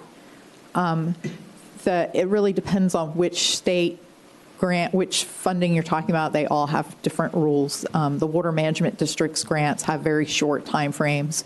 The DEP grants tend to have longer time frames, but it's not like growing a row crop where you go to Walmart and you buy your seed pack and you follow the directions, and 6 weeks later, you got little shoots breaking through the ground. How do you grow the seagrass, and how clean does the water going through the raceway have to be? What's the filtration system got to be? The lighting. How do you? So there's a lot that is still to be researched and learned on how to most efficiently grow seagrass, and which species. We have 7 species here in the lagoon, and different ones like different salinities and different light, and so we want diversity, and so there's still a lot of questions. Sorry, I'm blathering.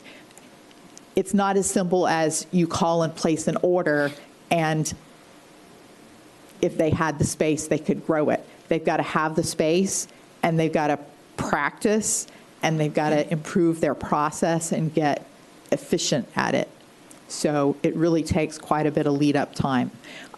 Some of the latest infrastructure money is potentially going to be fed through EPA to the National Estuary programs, and Dwayne DeFries is hoping that the Indian River Lagoon National Estuary Program will get a sizable chunk of funding, and he is hoping to assign most of that to 4 restoration centers along the lagoon to expand their capacity to grow seagrass. So that's also another piece that's out there and, could fall into place very shortly. But what about, instead of buying seagrass, funding, collegiate or NGO nurseries? Is that subject? Right. So the zoo has done some fundraising, and they are hoping to build a facility. And if we include this Restore Our Shores Community Collaborative, they would then have the resources to organize volunteers to, do the daily maintenance and upkeep to run a facility and grow seagrasses. I think that's a good presentation for the future, a zoo nursery project and what that would Ashley, do you want to say anything? So Ashley Reardon with the zoo, with the Restore Our Shores program. Hi, thanks for letting me talk. Thanks for being here, Ashley. Yeah, the zoo has currently put on an application with the NEP to fund a seagrass nursery. We're hopeful. We've also had private donors step forward who are very interested in seeing seagrass be restored. And our mic is muted. Oh. You were on such a roll there, too. Can you guys hear me now? Sorry, I'll start over. Thanks for letting me speak today. The zoo is hopeful to construct a seagrass nursery. We've applied with the IRL NEP for funding to get the funds to be able to do the build out of that nursery. And then the hope would be that the funding through this collaborative initiative would fund the staff to oversee the volunteer recruitment, training, and maintenance of the day-to-day operations of that facility. We've also had some private donors step forth who are really interested in seagrass restoration, but they also understand the role that we're playing in it right now is very, I don't want to say experimental, but kind of. We're still learning. You know, the zoo is certainly not seagrass experts right now, but we have the tools needed to become that, hopefully.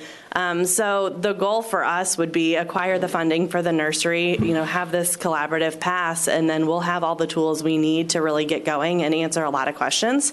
The goal of the nursery would be that we have the seagrass we need then going forward to do seagrass restoration projects without having to purchase. And then if there's excess, to share with other restoration groups to be able to really turn around the seagrass situation in the lagoon as the water becomes ready for it. And site selection, for us, part of the funding piece that is coming through private donors is funding site selection experimental plantings, and that's already on our agenda for 2023 in the spring. So we will be planting seagrass, irrelevant of any of this other funding, to learn more about methodology and site selection location. Awesome. Would the NEP funding fully fund you? The NEP funding would fully fund the seagrass nursery, okay. yes. Okay. So Laura Lee, do you have another question on seagrass? Thank you, Ashley. Yeah, just more comment.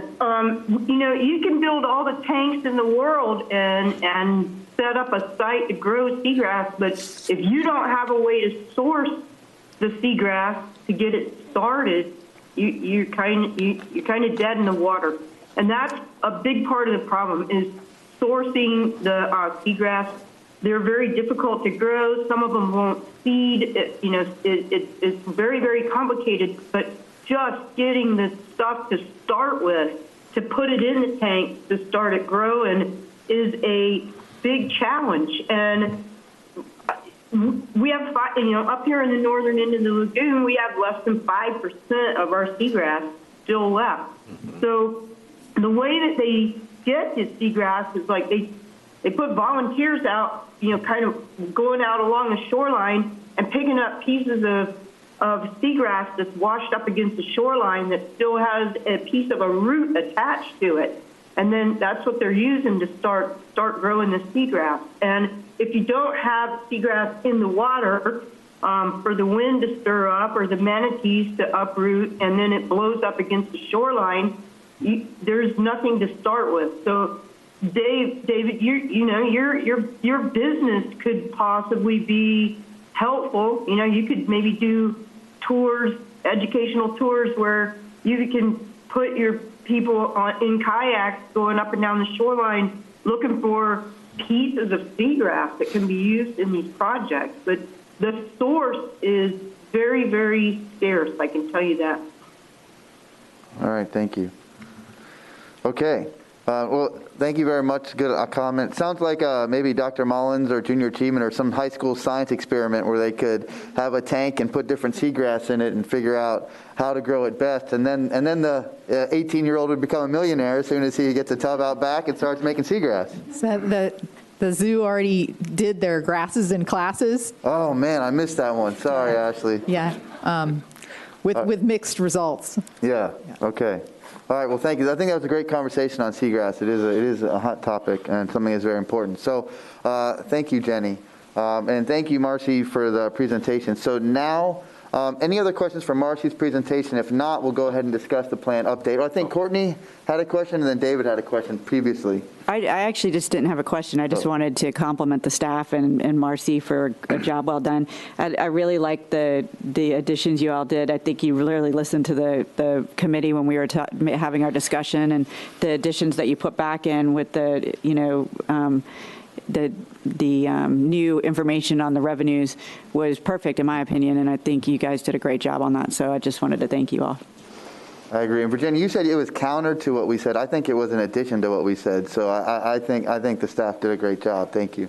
David, did you have something? Marcy, if you hear me, or maybe this is a question for Virginia, I'm not sure. Do we have a projected cost per pound of nitrogen going into this next year? Yeah, you mean for like as a whole? Total. So we typically use that table in the executive summary that shows the cost per pound by category as our starting place for calculating the cost share. 426. Do you remember what we started at back in 2016? It was like 120, 140, something like that. It was like low 100. Oh, the overall average? Yes. I have to look it up for you. Yeah, can you look it up in the 2016 plan? I didn't bring that with me. Well, it's good, Virginia, because you'd have had a big backpack full of papers for every I think every year previously I brought the stack, but Anybody this carry year 5 I years didn't. of plans with them? Yeah. Well, that's, it's entertainment value to see the change in cost per pound nitrogen, but I think it's an important number. It has a big impact when you hear it, right? Just the investment that's being made. So anyways, thank you. It was a very good presentation. If you look at everything overall, the total reductions and the total cost in the original plan, it was an average of $398 per pound of nitrogen. About 30 off. Okay, great. Thank you, Marcy. Okay, so with the discussion on the presentation over, Dr. Windsor, yes? I just wanted to add my comments to the excellent job by Marcy and Virginia and the whole staff. Thanks for getting back to me with the comments so fast, and I really appreciate all the work you do. Thanks. All right. So, Courtney, I see you with your finger on the button. Do you have I was going to something? make a motion. Oh, okay. I think we're at that moment. I'll Sure. make a motion to recommend approval of Public comment? Oh, I'm sorry. Yeah, I was going to wait till we second the motion and then. Sorry. Yeah, we'll get public comment. Go ahead, Courtney. Sorry. So motion to approve the, it's on. Yeah. Oh, maybe I should take this off. Motion to approve the 2022 Save Our Indian River Lagoon Plan update. Okay. Is there a second? Second. Okay. Okay, so now we'll have discussion, and then after that, we'll go to public comment. So is there any discussion? I think we've discussed it. I agree with what you said. I think it's amazing, Virginia. I think, again, to have a contingency plan for inflation and cost overrun. I mean, we're putting out so much money on these projects. The last thing I want to do is end up 10% short, and we've got all this money and all this project that we just can't finish. So I think that's amazing. I think we're really fit well, and as projects like this year that finished and they went under, and we had the extra, and we turn that back around and put it into more seagrass or clams, it's just a really good process. So I think we're staged to be really successful, to continue being successful. So is there any other discussion? Okay, we'll go ahead and call for public comment. And I know Sandra Sullivan filled out a card. Sandra?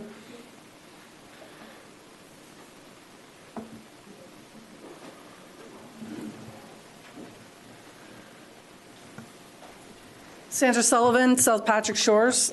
First thing I would like to say is I want you to imagine how I feel coming to this meeting to give my feedback on this plan, and you do a motion and you approve it before you hear public comments. So that didn't sit well with me, just right off.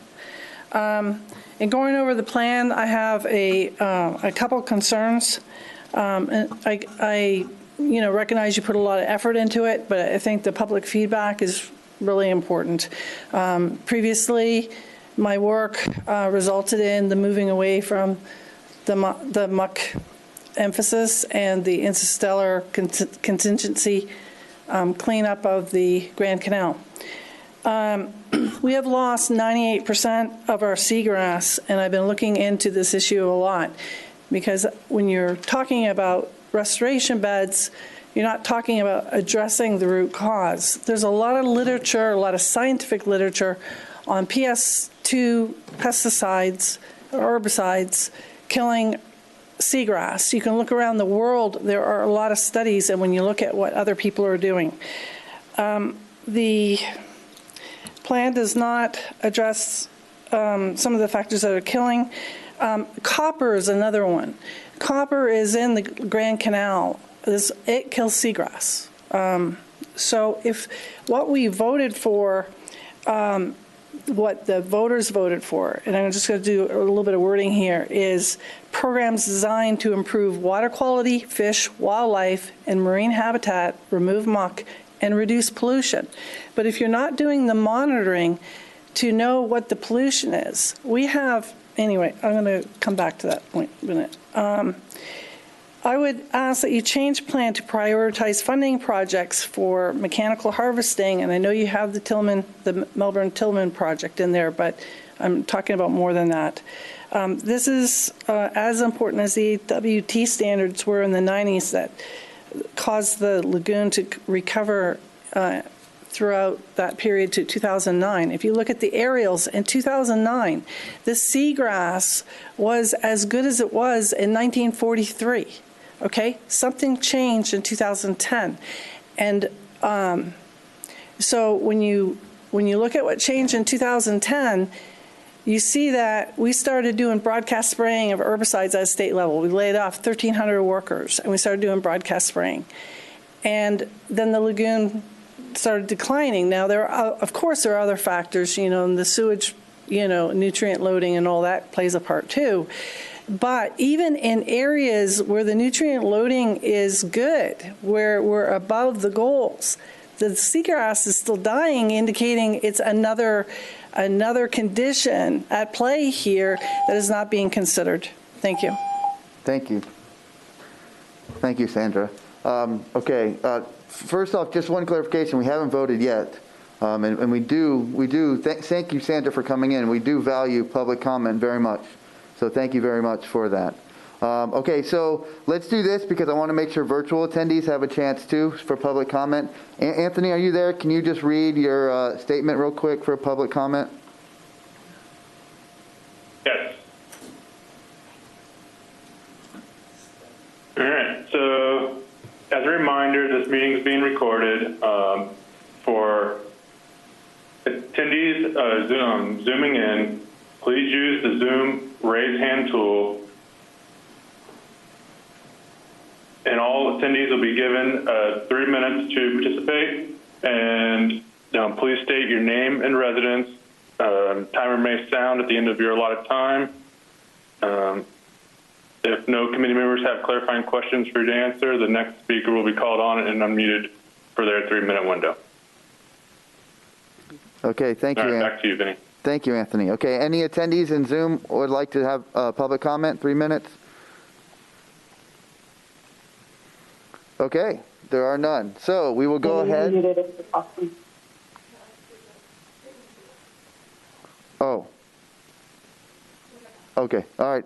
Any attendees want to go ahead and make comment? If not, we will continue with our vote.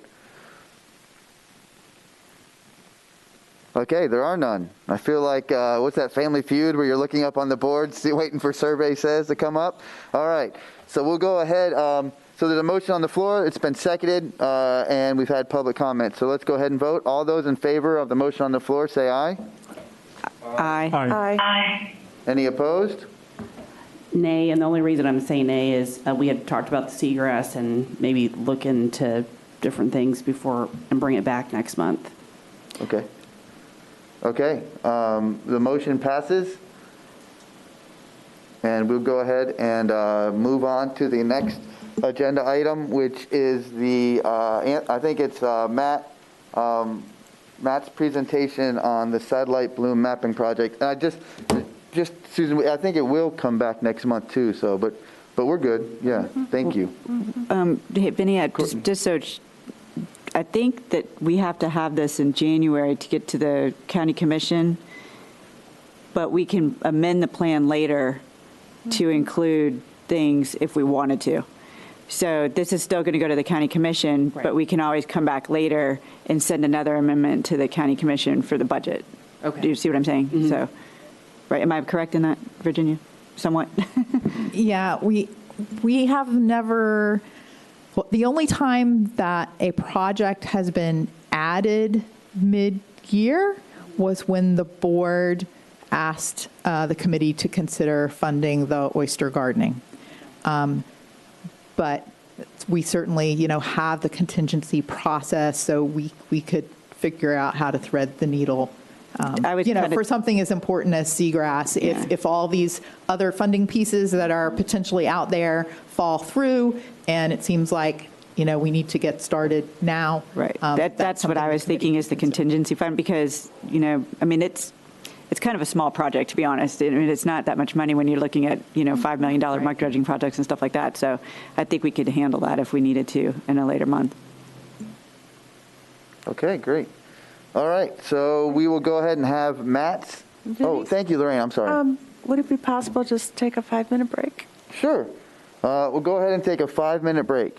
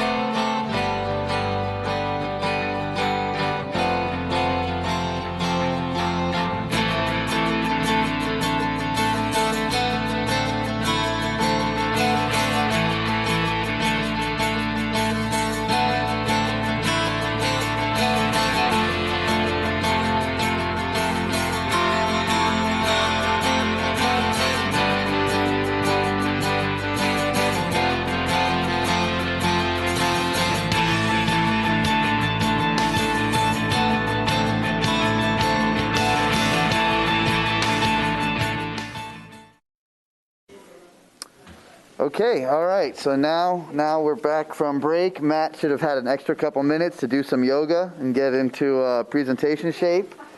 And so, Matt, when you're ready, go ahead and take it away to tell us about the satellite bloom mapping project.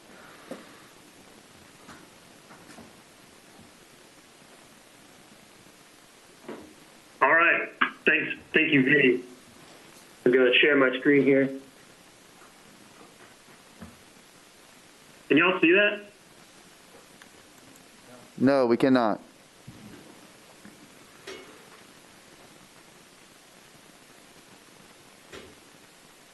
It started now. It's we can thinking. see it. There you go. Okay. So, hey, everybody. I'm Matt Badolato, Brevard County Natural Resources, Save Our Indian River Lagoon program. And I'm going to talk to you today briefly about a really cool project we've got going on that we're kicking off this year. It's remote sensing of harmful algal blooms in the lagoon. And we're going to be using some satellite imagery to look at the lagoon, the entire lagoon, every 2 days. This project is a big teamwork, cooperation between these parties. The project is funded by the FDEP, Department of Environmental Protection. Our consultant, Applied Ecology, will be doing the bulk of the satellite imagery analysis. They'll be doing some drone flights to get some fine-scale imagery.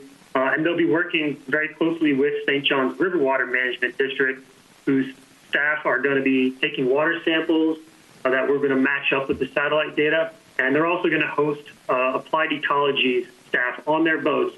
So Applied Ecology staff can get out there and take on-the-ground spectral measurements of the water to match up with the satellite data. So it's a lot of data and a lot of teamwork, but it's going to be a really cool product. So this should look familiar to you. This is an example of a satellite multispectral image captured from the satellites last week. This was included in the weekly harmful algal bloom report that we've been sending out. And if you didn't get a chance to see those images yet, what this image is showing is chlorophyll concentration throughout the lagoon, just this one segment that we're zoomed in on. So the green colors represent low chlorophyll, and then the oranges, yellows, reds would be high chlorophyll like algae bloom. So how do we gather this data? It's satellites, Sentinel-2 and Sentinel-3, and these satellites are on, I believe it's like a 7-year mission that they're up there until they need like new batteries and stuff. But they circle the Earth. There's 14 orbits a day. It takes each one about 5 days to completely cover the Earth and scan the Earth with multispectral, hyperspectral sensors. Way cool. Sentinel means a soldier who watches guard, keeps guard. They're kind of, keeping watch over water quality. They use them for measuring sea level rise. They can measure chlorophyll content in leaves. They can measure canopies of forests, all kinds of stuff. This is just kind of a basic diagram of what these satellites are doing. They're orbiting the Earth, covering a swath at a time, and then overlapping it so they don't miss much. And they're just covering the Earth, keeping an eye out. For this project, you can see this was one pass of the satellite. They may not cover the entire lagoon. One satellite may not, but the other one would come over and overlap it and get that. So we have a complete image of the lagoon from these two satellites paths kind of overlapping every 2 or 3 days, which is incredible. Basically, we can keep an eye on the lagoon every 2 or 3 days. As you can see, the resolution is good, but it's not great on these. So what we've added in, and what Applied Ecology is going to add into this, is drone footage. So closer to the Earth, higher resolution images of the chlorophyll content in the water. And, chlorophyll content is algae. I'll get a little more into that in a minute here. So we're going to be flying the satellites are flying around, taking the big picture. Then we can zoom in and use these drones every month or so, or when there's a big bloom, to get a closer picture of that bloom and see, hey, where's the bloom starting? Where is it coming from? Is it coming from this certain canal that's on septic tanks? Is it coming from an area where there's a lot of muck on the lagoon bottom? It doesn't seem to start in areas where there's a lot of stormwater. All kinds of things that we can compare the data to and look at. So it's super exciting. This stuff isn't new. It's used a lot in like commercial agricultural operations and forestry. For example, the top left corner here is a wheat field where they flew a drone over with a hyperspectral camera, and they're looking at the chlorophyll, and they can see areas where the wheat is dying because there's a disease or because it's not getting enough water or fertilizer. That red indicates, in this case, low chlorophyll, which means dead leaves. The leaves aren't producing chlorophyll. Super cool. On the right here, this pink and green, really pretty picture shows different tree species based on the signature of their the spectrum that they're giving off. So you can tell, just looking at a wide area, you can count different species of trees and their health. And then this bottom picture again is like I believe it's a pecan orchard, and the area with the red has been infested with a type of beetle that eats it. So super valuable for farmers.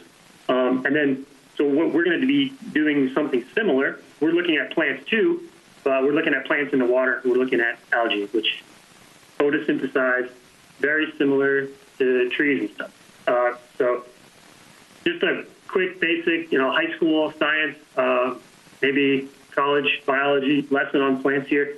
These would be plant cells, and then the little green circles are chloroplasts, which contain chlorophyll. So each one of those contains these little chlorophyll pigments, and this is such an amazing thing.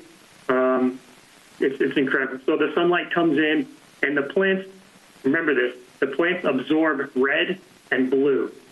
They reflect green. So they absorb the red wavelengths, which is like a long wavelength, and they also absorb the blue, which is like a higher wavelength. They don't use the green light. They reflect it off. That's why plants look green to us. But it's super cool. The plants use that incoming radiation for energy. It's like electricity that fuels them, and then that's how they can make sugars, carbohydrates, and that's how they grow. And then we eat the plants, and or animals that eat plants, and then we get the energy from the sun. It's so cool. Anyway, I can ramble all day about it, but I won't. But that's how we see green. So like I said, plants absorb that blue and red light, and they reflect the green light. So this graph is really beautiful, pretty graph. I love it.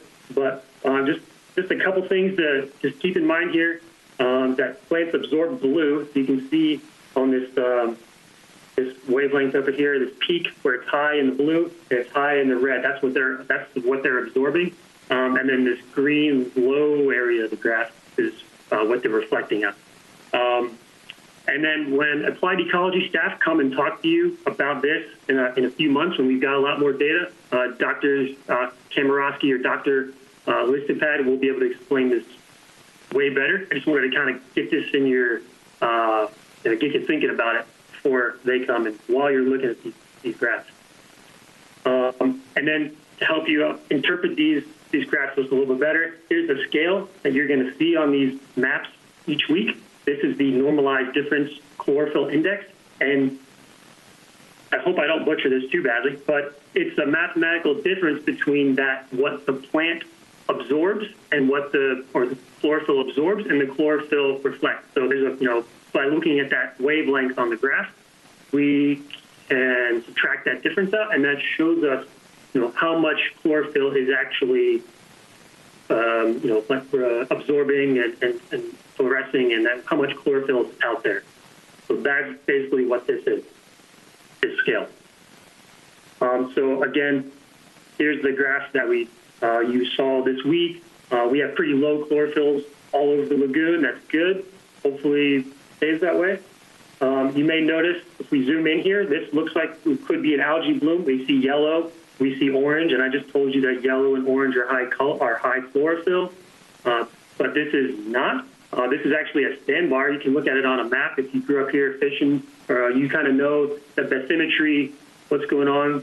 So what that could be in this case is there could be algae on the bottom, on the deep side of this sandbar. It could be algae growing on the top of the sandbar. It could be chlorophylls. It could be seagrass. That would be great. So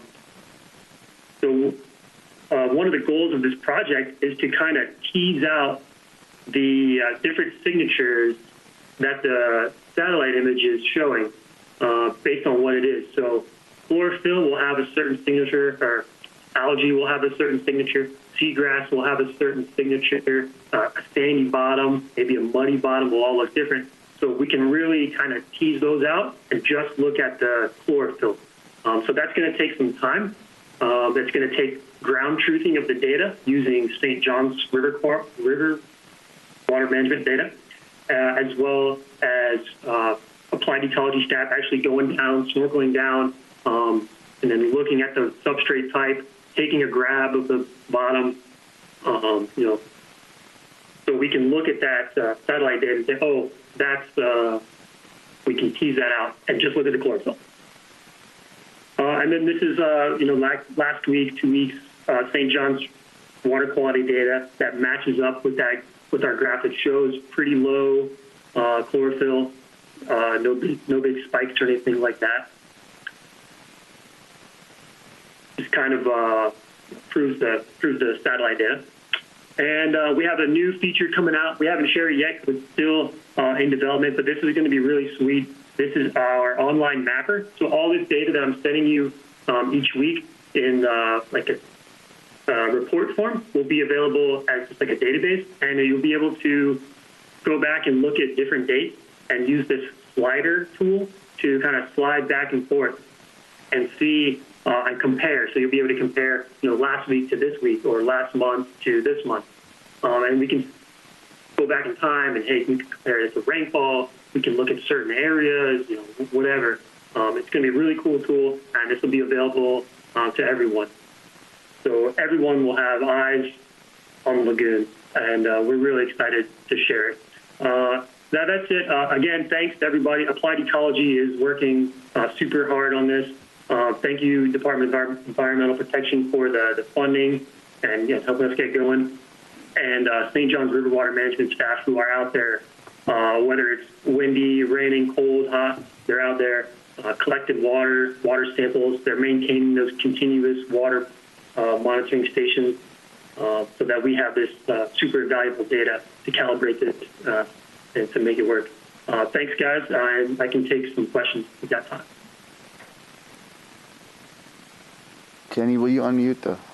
Jenny? All right. Yep. Go ahead, Terry. Sorry. Thank you, Matt. Thank you for the presentation. Hey, Matt, thanks. Yeah, great presentation. Thanks for all you do with data gathering and organizing it and posting it. Just two quick questions. One is, are you looking at anything beyond chlorophyll to be monitoring remotely like this? And can you give me the ground sample distance? You mentioned that the low resolution. Do you have it in those terms or not? Yeah, I believe with the drone, I'll answer that question first. I believe with the drone, we'll be able to get down to 1 meter accuracy, which is pretty significant. I mean, you can see inside canals with that. That's pretty cool. And to answer the first question, we would really like to look at nutrients, but there's no, and we may be able to tease that out when we look at some of the St. John's lab data, butted up to this satellite data. So we could look at nitrogen, nitrate, phosphate from there, grab samples that they ship off to the lab, and then maybe applied ecology can look for a signal from that satellite data that kind of matches up. I'll let them kind of talk more about that. But what I can say is that chlorophyll, at least like I showed you in those farming examples, is a good indicator of nitrogen that's being uptaken by plants. So that's kind of, it's a pretty good indicator for us of areas that are high in nutrients because there's a bloom going on there. All right, thank you, Matt. So the drone is 1 meter ground sample distance. I'm equating those terms. Do we know what it is for the satellite? I tried to go online to see if they posted it. Yeah, I should know this. I want to say it's up to Terry? It might be 300 meters, but it might be 30 meters. Yeah. Virginia knows. Go ahead, Virginia. I think the Sentinel-3 is much coarser. I think it's 100 meters or 300 feet-ish. And so that's why on those Sentinel-3 images, they look kind of blocky, pixelated. The Sentinel-2 is a much finer scale. I think it's 20 meters. And so some of our canals that are only 60, 80 feet wide, depending on where that pixel happens to line up. If it's dead center of the canal, then you might get a good reading. But if it's got shoreline in it, then the data for that pixel is going to average what it's seeing in the water with what it's seeing on the shoreline. So we need the drone to be able to get into the narrower water bodies to be able to fill in that gap that the satellite resolution isn't sufficient for. Okay, thank you. So there's props for the older one is better than the newer one. Isn't that, look at that. All right. Anyone have any other comments on Matt's or questions? All right, Matt, thank you very much for the presentation and for showing us again your lovely cat. We do have a card here from Sandra on a comment on the bloom mapping, but since we're not taking an action, we don't normally take public comment. So Sandra, since you're the first in general public comment, how about I just give you 5 and we'll call it even? Does that work? All right. So we'll go ahead and move into the general comments. I've got 2 cards here. So Sandra Sullivan.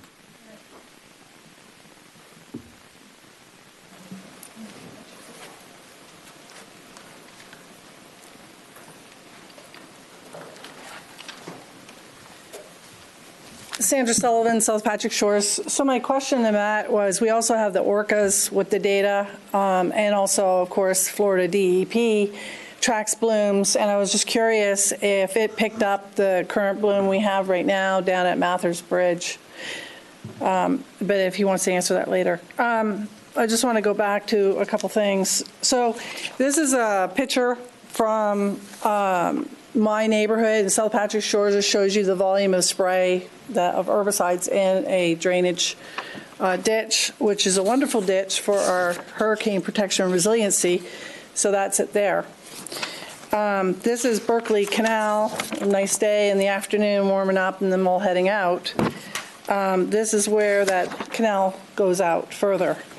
And these are the manatees in the drainage ditch eating Brazilian pepper without food, the ditch that was sprayed with the herbicides. So the scientific literature is showing that the level of herbicides is increasing.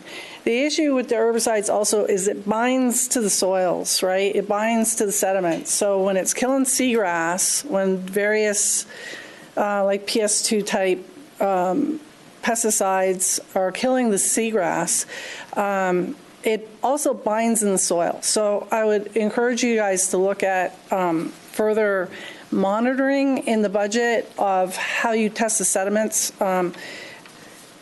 So I also want to talk about your planning to dredge off the base. So this is an image of all of the outfalls adjacent to Patrick Air Force Base. They had numerous outfalls historically where they were draining directly to the lagoon. That was the practice in the day. This is a sludge place that they would dump their paint solvents and stuff, and it would go right out to the lagoon. This is an image of, and I'll give it to you, Vinny. This is an image of all the dumps that are on beside the lagoon, adjacent to the lagoon. And so they had a lot of dumps. So in 1991, they came out with an article that their biggest, most toxic site on base was their firefighting. This is the PFAS chemical. They started using this chemical in 1968. This report is from the EPA that has a lot of the chemicals, a lot of OCPs, organochlorine pesticides. They're now banned. They're banned. They bind very tightly to the sediments. Okay, this is a concern. This is the DEP permit to allow them to drain those firefighting activities to the river. So these PFAS chemicals, the forever chemicals, have been going to that river for a very long time. This is an image of the base. Right here is a tank farm, okay, that is adjacent to the river. This was built in 1940. They just demolished it in 2019. This was leaking hundreds of thousands of gallons of fuel, avgas type fuels, to the lagoon over many decades. They knew it was leaking for a very long time via Outfall 21. Outfall 21 is also where the firefighting activities drain to the river as well. This is in that plan, is what you're talking about, dredging. And we have issues right now. You're dredging in South Patrick Shores and the Grand Canal and had to pay a lot of extra money to clean up that interstellar water going back into the lagoon. But you're talking high levels of copper. Copper kills seagrass. You know, it's just one of the contaminants. This is another image of the tank farm. You can see the proximity to the lagoon. And that is the drainage Outfall 21, where that drained directly to and out to the lagoon. So the firefighting activities for the PFAS, fire train, and they would light TCE, and they would put other chemicals in it, especially when fuel is expensive. They would put other chemicals in that, and that would also drain to the lagoon.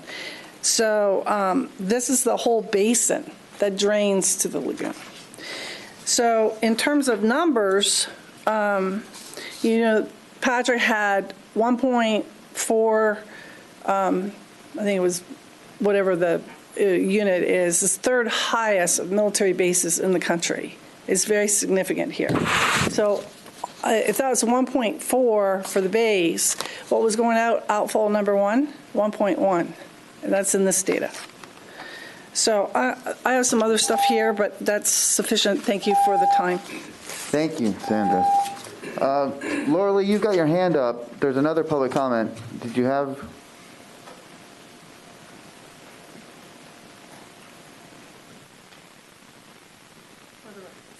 I can wait until after the other comment, but okay. I do want to comment on what Sandra just said. Okay, yeah, why don't you wait till we have the committee comment.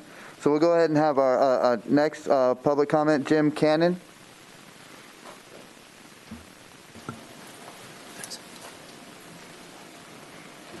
Good morning. I'll keep this brief. My name is Jim Cannon. I am the new intergovernmental coordinator for the St. John's Water Management District.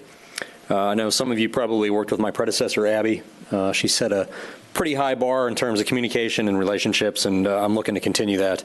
A little bit about my background. I moved here in December from Pittsburgh, where I was working for a large electric utility in the Northeast in a similar role, external affairs. I also have a background in nuclear and about a decade in oil and gas development.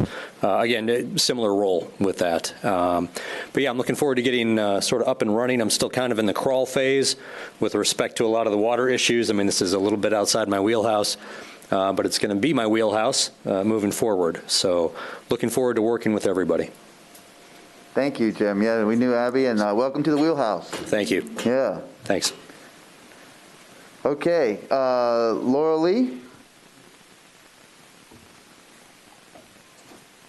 So when I was commercial fishing in the lagoon back in the 1970s, in the early 1970s, we didn't even bother to look for fish offshore of Patrick Air Force Base because There was never any fish there. There was never any seagrass. I mean, and there was seagrass north of it and south of it because the Pineda Causeway hadn't been built yet, or it was being built.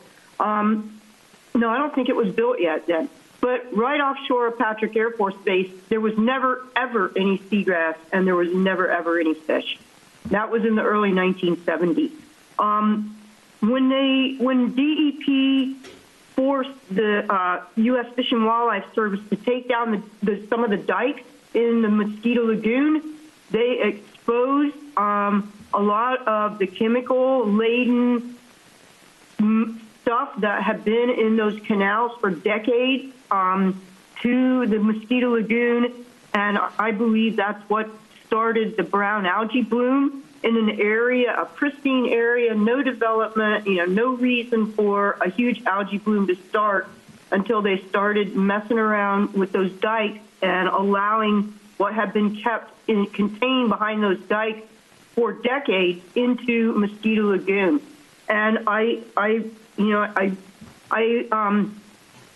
at Lane Hamilton's retirement party last weekend, I was sitting across from Dorn Whitmore, who had been at the wildlife refuge for like 30 years. And I was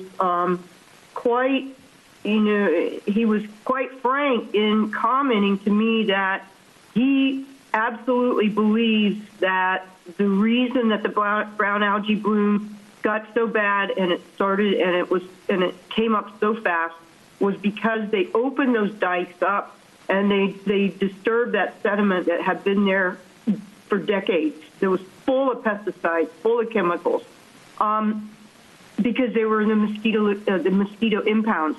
Perhaps we might be better off to look at capping whatever is offshore of Patrick Air Force Base rather than disturbing it and trying to pull it out. I think, we looked at doing some capping possibly at the golf course in Cocoa Beach. I think that might be a better alternative to the dredge holes that are around Patrick Air Force Base. Let's just try to cover up what's there rather than unleashing it into the Banana River. Thank you. Thank you, Laura Lee. Okay. We'll go ahead. Charlie? So some comments from the speaker. I'd be interested to know if we have analytical information about those sediments relative to any of the biocides that were referenced, and in particular copper. And my master's thesis involves heavy metals, including copper. And in fact, there was a group of us that looked at different aspects in the lagoon. I happened to look at mullet, but there were other colleagues who looked at crabs and in the sediments and water column. So there's some data. I mean, it's old, but, there's some background data there. Because at the time, I don't recall any of the students coming up with any levels of copper that seemed to be extraordinary. So I think, as we try to get more information, we can make better decisions, whether it is more prudent to cap as opposed to remove muck. And I think you all know, I think muck is one of our key solutions, removing that muck. Because, you can't grow seagrass on muck.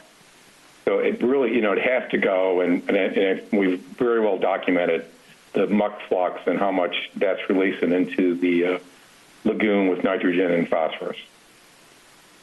Thanks. Okay, thank you, Charlie. Okay, I just got a message from the home office in Sioux City, Iowa. No, apparently Matt has a picture of the algae bloom. Matt, that in the Mathers, do you have that algae bloom? You want to just show us quickly, briefly?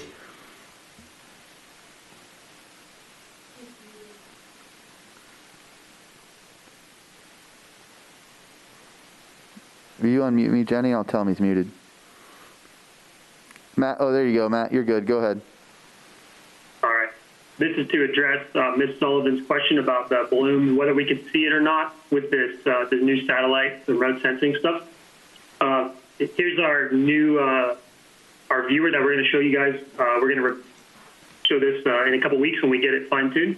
But you can see here's a slider that shows 2 dates. So this is January 2nd through January 14th. And if you look here at the Mathers Bridge area, you can see the chlorophyll is a green, a lighter, there's a lower chlorophyll concentration then, and then we can slide and move it over. We see a higher concentration of chlorophyll in that area that in question a couple weeks later. So the chlorophyll definitely looks like it's jumped up a little bit in the past couple weeks. So there's, could be that there's a bloom forming in this area, but whatever, it did pick that up. Okay, great. Technology, I love it. All right. Anyone else have any other final comments on the committee? Oh, yes, Dr. Windsor. Yeah, I wanted to get a clarification about February. Yes. And my understanding is that if this plan goes to the county board and they approve it, I don't see that we need to meet in February. We could skip the meeting, or we're going to move the meeting. And so those are the two things that were left in the air. And I'm thinking that if it's passed by the Board of County Commissioners, it'd be good to give staff a chance to get caught up. And let's just cancel the meeting for February, but that would be my 2 cents. Okay, so maybe we go ahead and look for a motion to, if the plan as presented is passed, that we go ahead and cancel our February meeting. Is there? And I'll move that. Okay. I'll second. Okay. Is there any discussion on that? Okay, any public comment? All right, so we'll go ahead and vote on it. All those in favor say aye. Aye. Aye. Any opposed? Aye. All right, it passes. Thank you, Dr. Windsor. Okay, thank you very much, everybody. Excuse me, who was the nay? No, there was no nay. I think Stephanie was late with the aye. Oh, okay, thanks. Which, by the way, I did see Todd get on, Carol. Todd Swindler was on Zoom for a little bit. So, all right, well, thank you, everybody, and we will, meeting adjourned. See everybody either February or March. The opinions expressed by any member of the public during any period of public comment do not necessarily reflect the views or opinions of the Board of County Commissioners of Brevard County, Florida, Space Coast Government Television, or the program sponsor, and are solely those of the presenter. The Board of County Commissioners of Brevard County, Florida, Space Coast Government Television, and the program sponsor hereby expressly disclaim any and all responsibility or liability for any defamatory or slanderous statements expressed by any member of the public during any such period.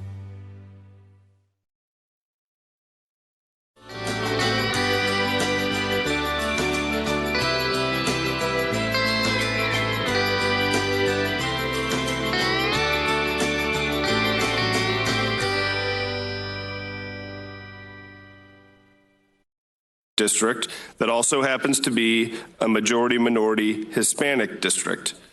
The shape of District 93 is largely due to keeping the city of Wellington wholly within it, creating a point or arrow. But these are municipal boundaries for the city. Districts 90, 91, and 92 in the southern part of the county keep every municipality whole, and the configuration of all of those districts are mostly in order to accommodate keeping those cities whole, such as Boca Raton and Delray Beach, for example. The Loxahatchee National Wildlife Refuge along District 92 and 93 is a difficult area to draw districts around, as the entire area, which is unpopulated, is in a single census block. That is the reason why those two districts have the bend in their shapes along the western side of each district, and why the entire area is included in District 94.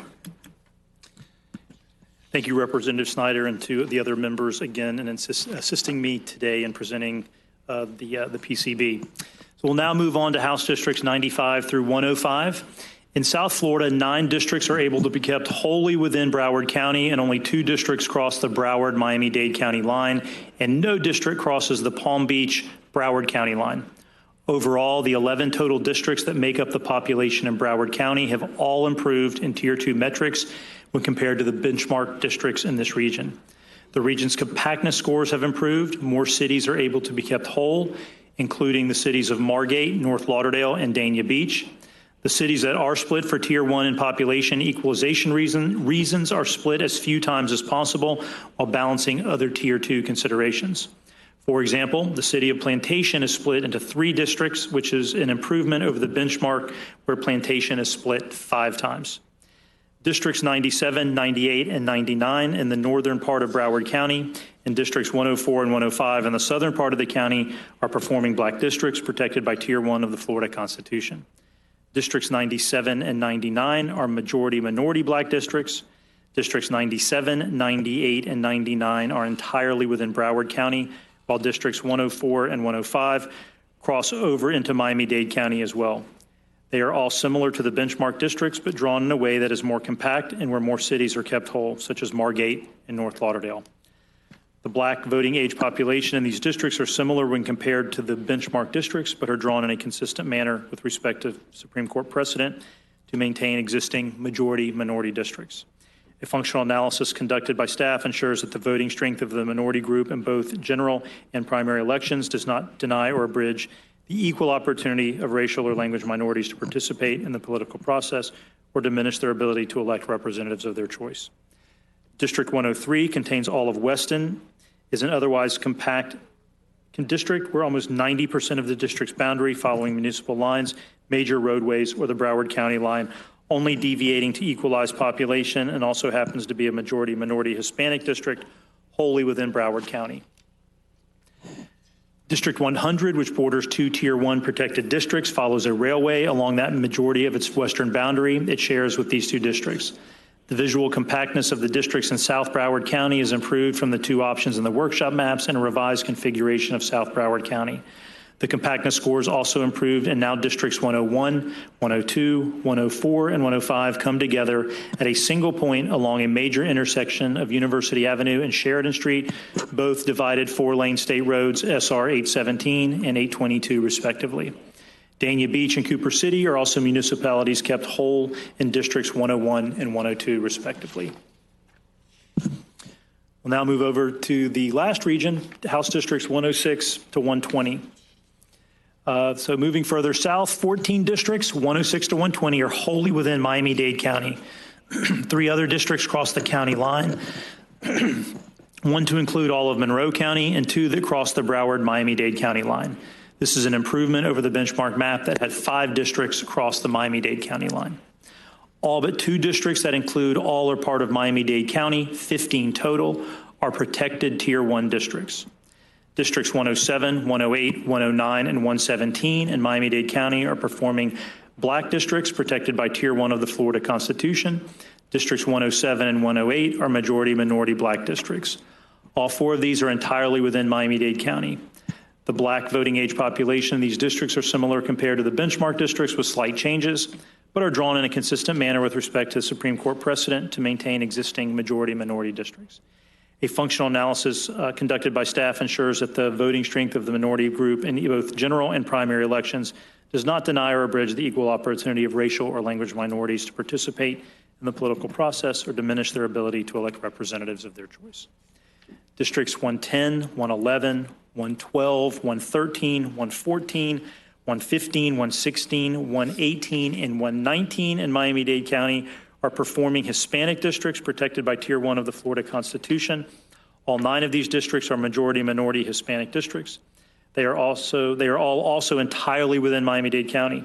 The Hispanic voting age population in these districts are similar compared to the benchmark districts with slight changes, but are drawn in a consistent manner with respect to Supreme Court precedent to maintain existing majority-minority districts. A functional analysis conducted by staff ensures that the voting strength of the minority group in both general and primary elections does not deny or abridge the equal opportunity of racial or language minorities to participate in the political process or diminish their ability to elect representatives of their choice. Looking at the region, the average of the compactness scores in these 15 districts improved in 2 of the 3 compactness tests, REAC and convex hull. The biggest improvement overall over the benchmark maps in these districts in Tier 2 metrics, however, can be seen in the boundary analysis. In the benchmark, these 15 districts combined followed an average of 29% of non-political or geographic boundaries, minor neighborhood roads, for example. The districts in the proposed map cut that in almost half to just an average of just 15%.